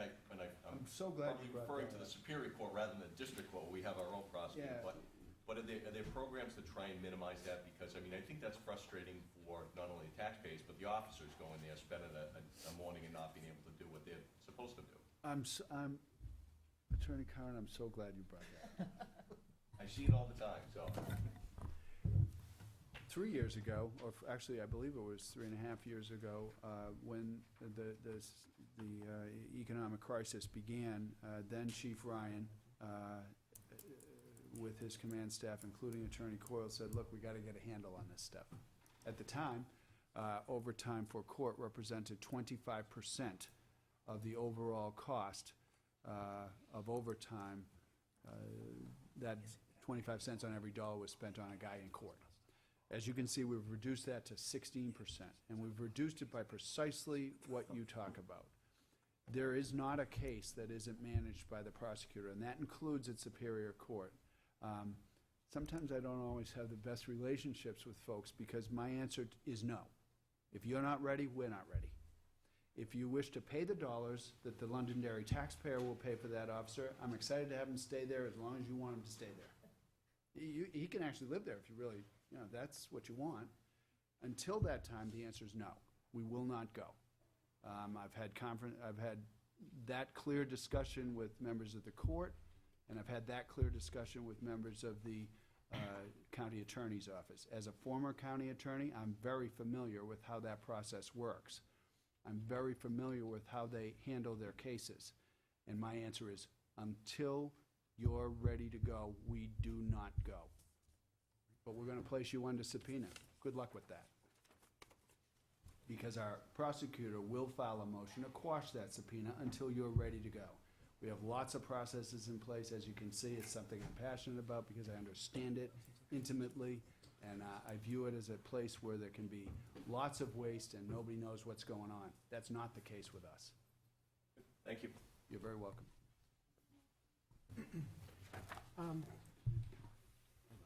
Thank you for that presentation. I was just curious, A, is this budget that you're proposing adequate to satisfy the safety of this community, in your opinion?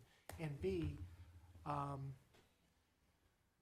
is there any opportunity through a variety of methods that you see that may be able to, without sacrificing any of the levels of service, is there any opportunity to reduce or hold closer to the previous year without sacrificing? In other words, maybe you're not going to be able to reduce the budget, obviously, or hold it, and you need to increase it because, quite frankly, it sounds like we need it, in my opinion.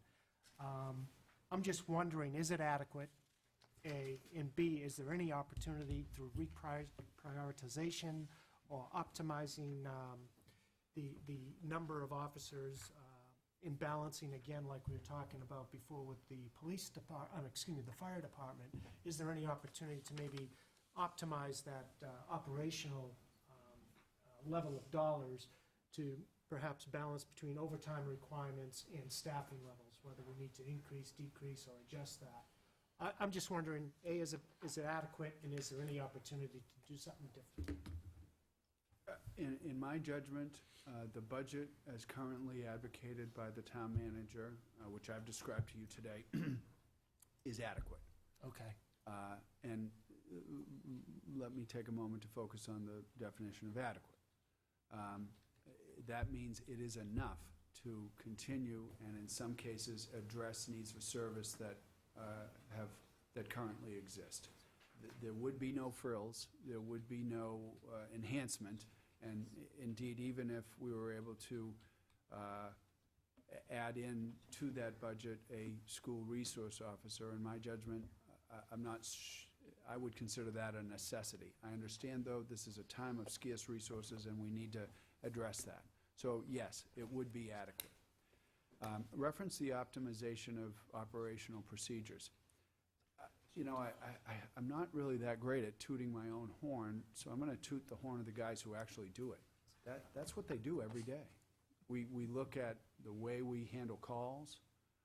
We look at the way we handle the processing of the information We've done a couple of things over the last 2 years that have focused in on that optimization process.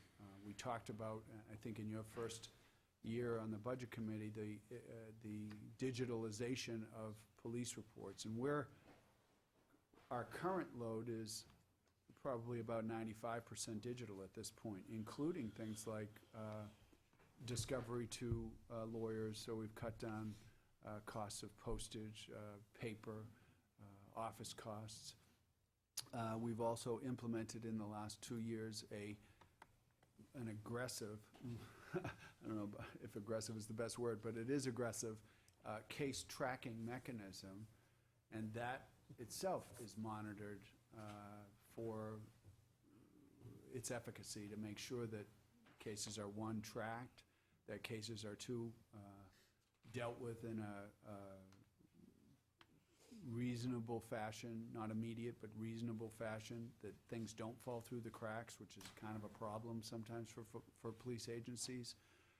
We've looked at how to optimize the use of officer time by putting the computers and the mobile data terminals in their car. So we've looked at a lot of the processes that we do and use as police officers. So that's something we're engaged in all the time. It's part of our ongoing strategic plan about how to make this agency a more effective agency, how to do more with less. Does that answer your question? Yeah, clearly your productivity, your chart just is a great visual of how productive the police force is. And I look at it as, from one perspective, for those who may look at it and say, why do we need so many?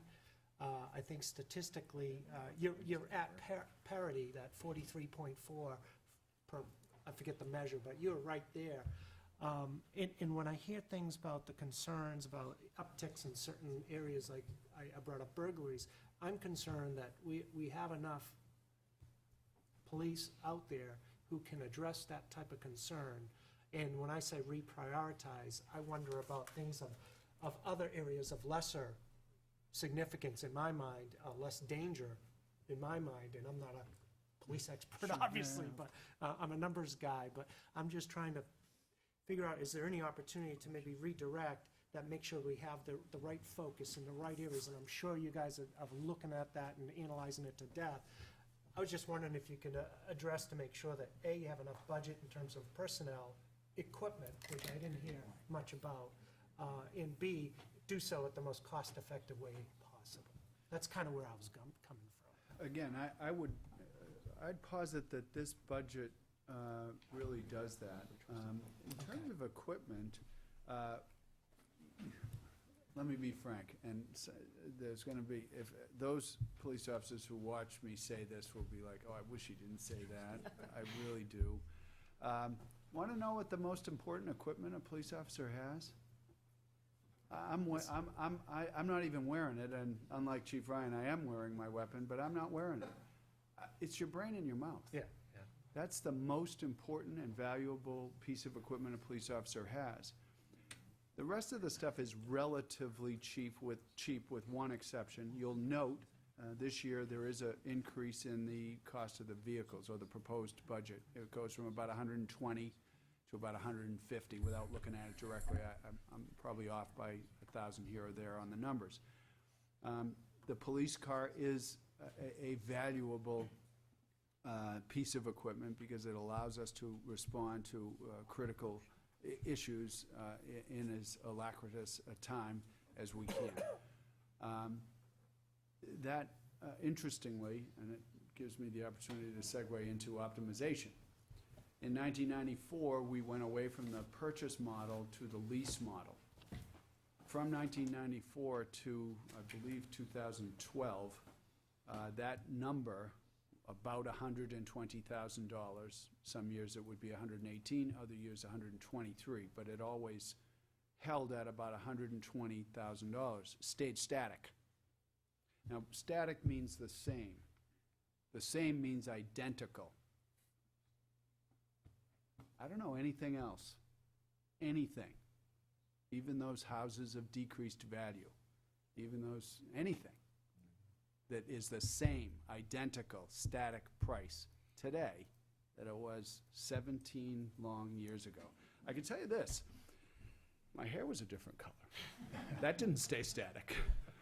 My point in saying that is, that fleet manager has done a great job in making sure that the taxpayers are well represented on that. Unfortunately, the police interceptors, or the Crown Victoria Police Interceptor, is being retired out of service about 45 days from today. We're looking at our new lease program. We're looking at the variety of options that are out there, mostly American-made, Chryslers, Chevys, and the Ford has a police interceptor specific model. So we're looking at all those options. And in all cases, that price is going to uptick a little bit. We're looking to stay with the lease program. I think it's the most cost-effective way to get the biggest bang for the buck. We've talked about that in a number of different budget settings before. We're always looking at optimization. In fact, I just spent a half a day 2 weeks ago on a Wednesday with the finance people looking at cars and stuff like that. Again, on optimization, working with the town manager's guidance, about 18 months ago, I think we started the process of talking, and then about 7 or 8 months ago, implemented and began on July 1st. We created a fund that will, using a premium on outside detail dollars, allow us to help outfit the cars, defraying some of the costs from the taxpayers. So we're looking at all kinds of different ways that we can reallocate, reoptimize those costs that typically might be borne by the taxpayer, but maybe we can find other ways to do it better, thereby reducing the cost or do it more efficiently.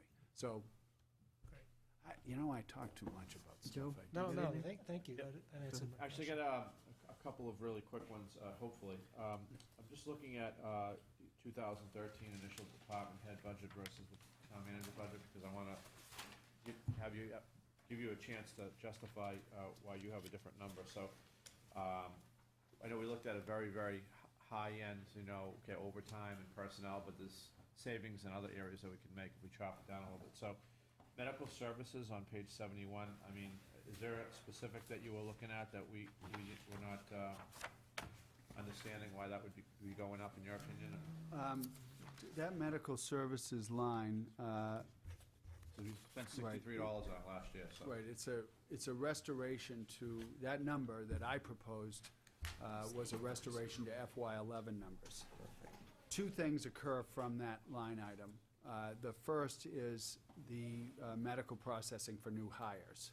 So every new hire has to get a physical exam, and there's a cost to that, and that's borne out of that. The second is, and something, I'm going to use a word I don't often use, something I'm ashamed that we haven't done because of financial considerations, is until about 3 years ago, we inoculated every officer for hepatitis B. It's an expensive process. It takes 3 separate occasions for somebody to come out and inoculate that person. It's something I think is important because we routinely, myself included, we routinely deal with people who may have, through meaning no judgment, may have some serious health issues, including Hep B. We've had 2 occasions in the last 2 years where people have been, officers, have notwithstanding being taken all the precautions, have been stuck by needles, and of consequence have been on the 6-month watch for HIV, Hep B, and other things. So that's what we've used that for. So why did we spend only $63 last year? Mostly because what we're engaged in is a constant prioritization of resources. So, okay, we've got only one guy who's been hired in the last 18 months. We can wait, and maybe if next year's budget, we can fit that in. So we're constantly doing So that part of the budget is in thinking that maybe if you get these other positions, that'll also be, part of that training, et cetera. Yes. Let me say clearly, though, the town manager has submitted a budget to you that I support fully. So, go ahead, may I continue? So like we talked about the workshops already, so I see the variance between the 2 budgets there, and you already explained that. But we had hit on the furniture and fixture expense, which is quite large, $5,000 difference, so. That I put in there because, the building is now 7 years old. and you have just under 100 people, not including our regular visitors, using the equipment over and over again. Things are beginning to deteriorate and break, not through any actions of anybody, it's just that they're getting older. That's just the So fact of it. Okay, so it's not a specific need that you feel that you have, it's just a matter of replacing old equipment? That's correct. This point. And indeed, the town manager actually reduced that from 5,000 to 0. Zero, right. Yeah. Couple more. Special investigation services, just at 6,500 versus amendment from prior years. I guess the amendments were after we had a proposed budget, obviously, and then the amendment went down. What would that be? Typically, that's used for drug investigations, which more often than, say, a burglary investigation or an assault or sexual assault investigation might require somebody to be off the books for a little bit of time to go ahead and investigate a case. So we have that money that's specially assigned for that. Okay. And I think the last one that I looked at was the crime I saw the overtime salaries. I was originally wondering, with the crossing guards going down to 32 hours now, they wouldn't be at 40, so you wouldn't get overtime, so you had it at 22,000. The crossing guards are flat funded, I believe, from this year to last year and the year before. I think it's about $37,000. Yeah, you had in your budget, though, 22,000, so, but I think it was, you can't have overtime with 32 hours. Well, the overtime goes to not Replacement. crossing guards, it goes to services division, that number. That is not a overtime number that is specifically attached to crossing guards. Typically, we do not use overtime for crossing guards. Oh, okay, so it's not part of that heading. Correct. Okay. That overtime number is for the entire division. Okay. Okay. Right. And so the last one that I had was crime prevention supplies. We had $624 last year, and we're asking for $12,500 this year. Those are those ancillary programs that we put on routinely, things like, or used to put on routinely. We have not in 3 years. Things like Neighborhood Watch, participation in Crime Line, bike rodeos in the summertime, Halloween candy giveaways. Pardon me? The Easter egg program. We formerly, the RAD program, which was the Rape Aggression Defense Program.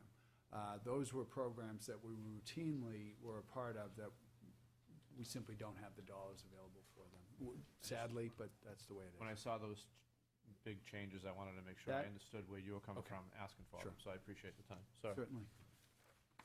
Okay, at this time, before we take a lunch break, I wanted to open up to the public in the audience if they had any comments so far.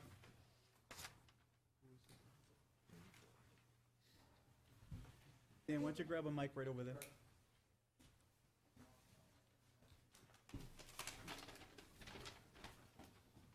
Can you hear me okay? Yes. All right, first thing I just want to comment, I know everybody puts a lot of work into all this, all the departments, police department, fire department, Manager Karen, council, budget committee, and I know it's a royal pain in the rear end. Because I was a program manager in the military for my last tour duty with the Marines in Hanscom. And we go through budget processes annually, as you can imagine, 5-year money, 2-year money, everything, I know it. And it always feels like you're robbing Peter to pay Paul. I get it, I know it's tough. But what kind of inspired me to come in today was, I saw the article in the Dairy News about you guys talking about the budget. And I gotta be honest with you, the first thing I saw is 9% or 7%. And I think to myself, I'm like, my wife just came home from a PTA meeting. She found out that kids in the schools, number of kids on assistance or meals went from the 300s to the 500s. I mean, if that doesn't give you an indication of how people are feeling in the town, I mean, you should look at that right there. I mean, everybody's hurting. I drive around the community, as I'm sure all the councilors do and everybody else in the room. How many houses do we see are in foreclosure? I mean, I think there was one of us in here is a real estate agent, right? There was somebody in here that was really, really good left. I don't know what the percentage is, but it's got to be higher than 3 or 4%. I mean, anything above that, I mean, you start seeing that. And I know on my road alone, people I thought were gonna be there, Royal Lane, I live on Royal Lane. I'm sorry, for the record, Dan Tamburello, 3 Royal Lane. Forgot. So, no, on Royal Lane, there's probably 3 or 4 houses on the market that I never thought the people would ever move out of our community. And, you know, you get into the personal thing, you know, you don't wanna ask somebody why they're moving. You gotta imagine it's because of financial difficulties. Well, I know what you're saying. My wife just lost her job 3 weeks ago, so I lost my job almost 2 years ago, was out for 8 months. We're just starting to get a little bit of traction, and then, boom, you're back to square one. So, Dave, what is the correct percentage increase over the operating budget that you're proposing at this point? Well, the overall tax impact, if everything's approved as recommended, is 9%. The operating, it's about 2.5 over default. My operating is about 4.5 over default. I'm sorry, the default is 2.5 over last year's. My recommended budget is 4.5 over last year. And the additional percentage of things that the voters are gonna vote on in Yeah, terms of warrant you know, articles? the firefighter warrant article, the capital reserve fund, things of that nature. That's correct. sorry, Dan, continue. Thank you. And thanks for those numbers. I appreciate it. So like on a $300,000 house, you're talking 9, I'm a Marine, so math is a little difficult for me, even though I'm an engineer. 9% is close to 10%, okay? I pay around $5,000 in property taxes on a $300,000 house. That's $500 last time I checked, right? 10%? 10% increase? No, our budget's a little less than a third of your $5,000. Okay, so help me out here. I know you're a West Point guy, so probably a little better with math than an OCS Marine guy.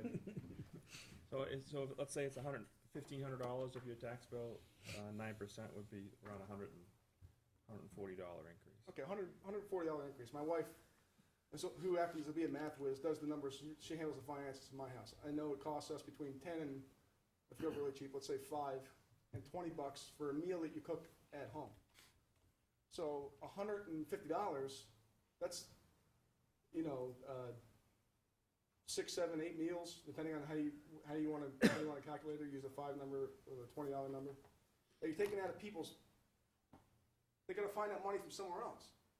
So I know we've got obligations. We've got equipment that's deteriorating. People need services. We've got agreements that we've made with people, and you should always honor agreements that you've made with people when you sign a contract.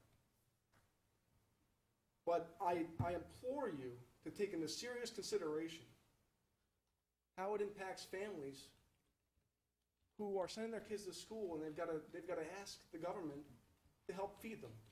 Families who are living paycheck to paycheck. Families who don't know how they're going to make their mortgage payment, and they want to stay in town because Londonderry's got a good school, and they're trying to provide for their kids and get them a good education. I mean, across the country, people are hurting. I mean, there's nowhere that anybody's doing well unless you live in D.C., okay? I saw in a report that D.C.'s got the highest wage increases anywhere in the country. And we all could probably have an hour-long discussion about why that's the case. But they can print their own money. We can't. And there's some, you know, to some extent, we probably won't be able to borrow any more money to print it from China because they're probably getting fed up with us too. So it's got to come from somewhere. It's a zero-sum game. What you give to one, you got to take from another. And I'm sure that we all hate robbing Peter to pay Paul, like I said earlier. I see that recent report had the New Hampshire state unemployment at 5%. It's actually pretty low. So maybe we're doing a little bit better. But I also saw a follow-on report that said if you calculate people who work out of the state, like I myself do, I work in Massachusetts, I commute an hour every day. That number corrects to about average, which is closer to 10% for the nation. So we're right in the middle. That number also doesn't include the people that aren't collecting anymore, that just fall out of the system. 99 weeks is up, you fall out. Maybe that's what we're seeing. I mean, sometimes it takes 2, 3, 4 years, because depending on how the money's calculated, for some of this to precipitate into municipal budgets. So it's hard. I mean, I also saw that there's again, honor agreements that you made, but I also saw that there's a 2% COLA increase I have a good job, pays good money, and I can tell you, it's increasingly since 2008, 2007, it's more difficult to pay my bills every month. 2% COLA increase. I haven't had a pay raise in 4 years. I've taken on other things to do to make a little bit of money on the side. State rep job not included. Everybody knows we don't make much money up there. Hey, come on, that $100 goes a long way. It does. Does he pay for your gas? But Don't forget the toll. so the bottom line is, you know, I don't want to criticize anybody. I'm not here to point fingers. I know everybody's trying to do their job. But please, I implore you, the council, and hopefully some of the people from the school board are watching, taking very seriously your obligations when you consider raising taxes. So Dan, It is, under our new form of government, this is very different than what we have done in the past. We actually have less power. The people have more power. I understand that. I know the process has changed recently. I know it's more democratic, so to speak. Representative Baldessaro and a couple of the councilors I've spoken to about, you know, I have my own thoughts about how the budget is, how we approach the budget. I understand that it's not easily in direct control. But when you're giving people a choice between a 7% tax increase or a 9% tax increase, what is the corrected number, percentage? Sounds, from the operating budget, it looks like 4.5. 2.5 to 4.5. So 2.5 to 4.5. Think of that number, you know, and everybody watching should think of that number when they go to the ballot box. Well, 2.5 and 4.5. Am I gonna? Who's on that margin right now? There's people in our community on that margin right now. A 2.5% increase is gonna cause them to either find meals at McDonald's, rob Peter to pay Paul to make their mortgage, apply for reduced to free lunches at the schools. I mean, But Dan, it all flows downhill.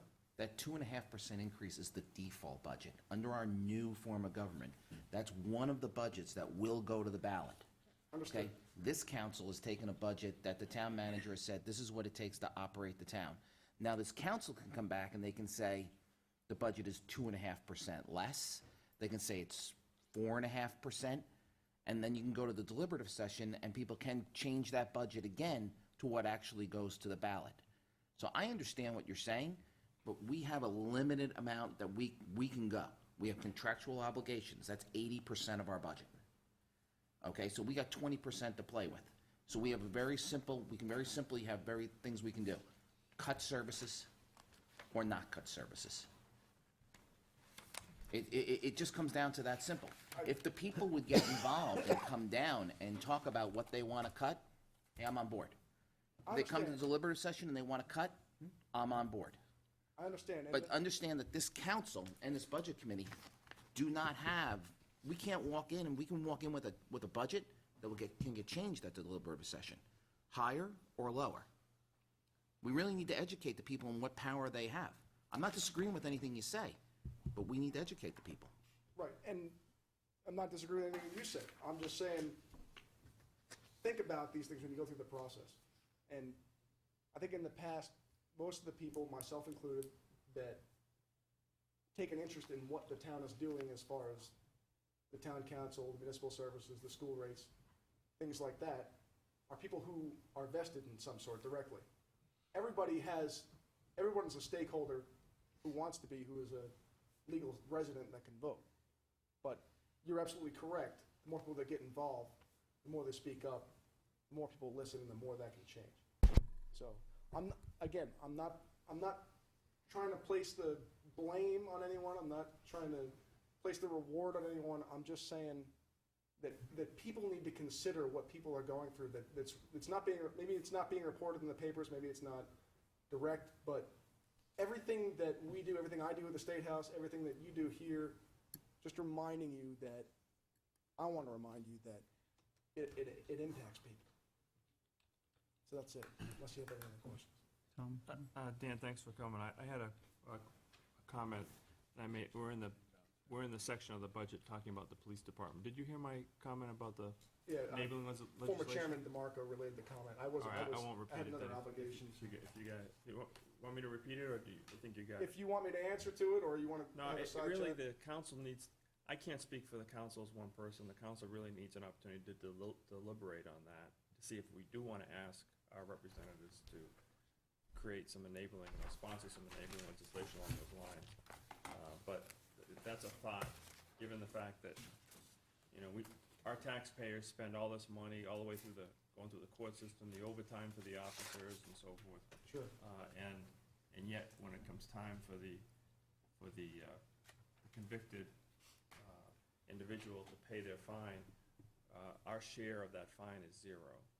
And Right. so, I think that perhaps to help us defray some of those costs that you're talking about directly, because we just saw some numbers that are pretty dramatic in what it costs the taxpayers to fund that process, where the state gets 100% of the money.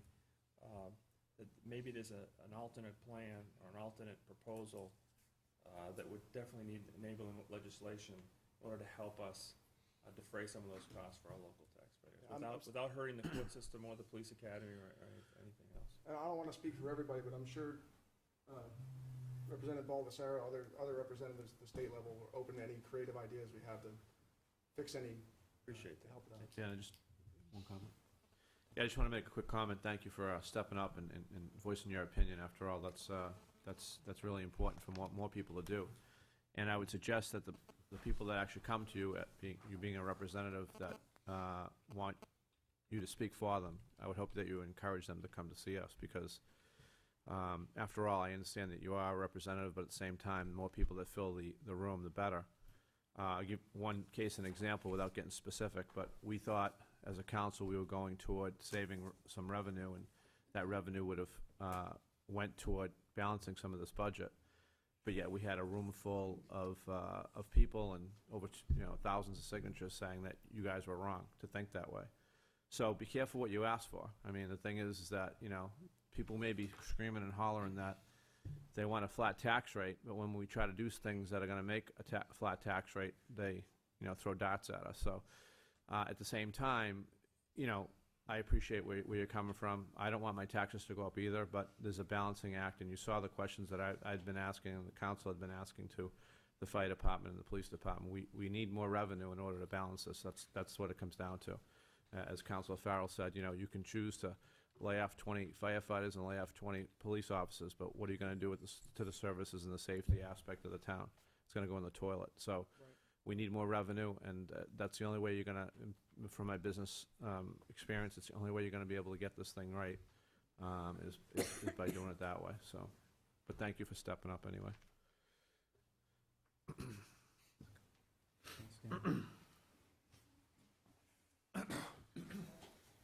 Al Baldessaro, 41 Hall Road. I just want to reinforce what Representative Tamburello said. As a legislator, and I'm going on over 5 years now, we did everything we could in the last year on that budget to make sure that no money was downshifted to the communities.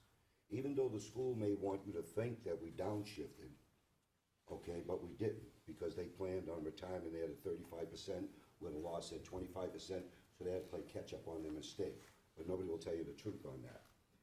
We cut almost 1,100 jobs in the state, and it was tough going through there. I was at many budget committee meetings here, and it was tough. State employees were basically, slamming us. I can't even use my state legislative email because it's so overpacked with emails, and I can't answer anything until I get them down to maybe 50, and I'm up at 9,000, to give you an idea. I've got many emails from residents here in Londonderry. Can't afford it no more. As you all know, I'm the vice chair of the Elders Affairs Committee. Some of our seniors are moving out into Derry and other areas. They're renting now and getting out of their homes. They can't afford it here no more. We got people that have been working, he made it clear, 4 years, no raise. Okay, we did what we can to preserve Chief Hart's retirement and other police officers to make sure that the people coming on today are paying more in the system, so there's money there for when they retire. We gave the school another $1.1 million in education funding, or 1.2, okay, to help out the town, not knowing that they were gonna take that money. We thought, you know, in my case, thought that money would offset and give the taxpayers a break. Okay, so take a look at, we made some tough cuts on the state to make sure there was no downshifting. Everyone cried and said they were cuts when they really weren't cuts. Because what they did, I'll use H&H Health and Human Services, they were at a certain point, they wanted $120 million more, we gave them 40. All over the state, they're crying, we cut them, when we gave them $40 million more. What I'm asking you, people are hurting in this town, okay? And I'm speaking for a lot of residents that talk to me. As you see, I'm very well connected in the community with the voters, that they can't afford this no more. We've got to do what we can and ride the wave for right now to keep the taxes low until the economy gets a little better. Then maybe we can do something there. I would love to see another detective. I would love to see 4 more firemen. But I look at things to say, how can we do the business smarter, okay, and with less money? That's where we have to go. So I just hope that you can do like we did on the state, so there's no downshift into the taxpayers, that the towns in the trenches, in the schools can do the same thing to make the tough decisions that we did as state reps. That's all I have. Thank Just you. I have a comment to that. Yes. As you weren't here when we talked about it, but we're looking to think out of the box, okay? And we're looking for additional revenue. And one of the things that I suggested that we're going to explore was the ambulance services, trying to, I'm going to ask the council to explore that further, to pay for some of that additional firefighting. As an example, maybe we could do that through charging and probably getting ambulance services in other communities, so that we can help to balance those expenditures. Because you're right, we can't keep going to the taxpayer. I agree 100%. And we just have to think out of the box, and we have to try to figure a way of having the services at the level that we need to have the services at, to have a safe Londonderry, but at the same time, try to think out of the box to try, be able to fund it. So I hear what you're saying, and I'm 100% there. I don't want to go to the taxpayer, but at the same time, like I said, we can look at other means of revenue Can sources. I touch on something what you just said? Yep. What came up at the State House during the budget, and I'll use the ambulance for example.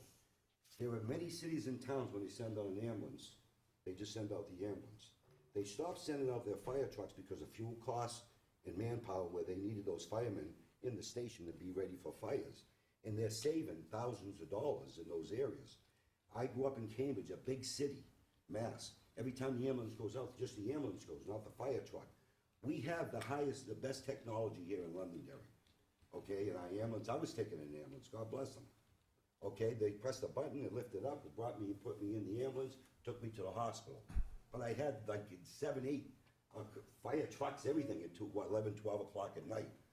But the bottom line is, these are areas other cities and towns are looking at on how to save money.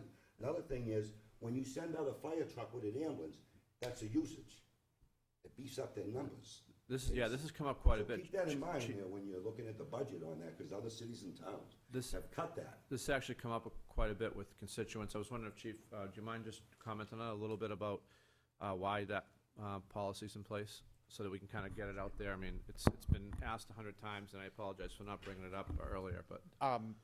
The reason we send the fire truck with the ambulance, 2 reasons. One is, we have fire trucks at each of the end of town. The ambulances are in the center of town that can go in either direction.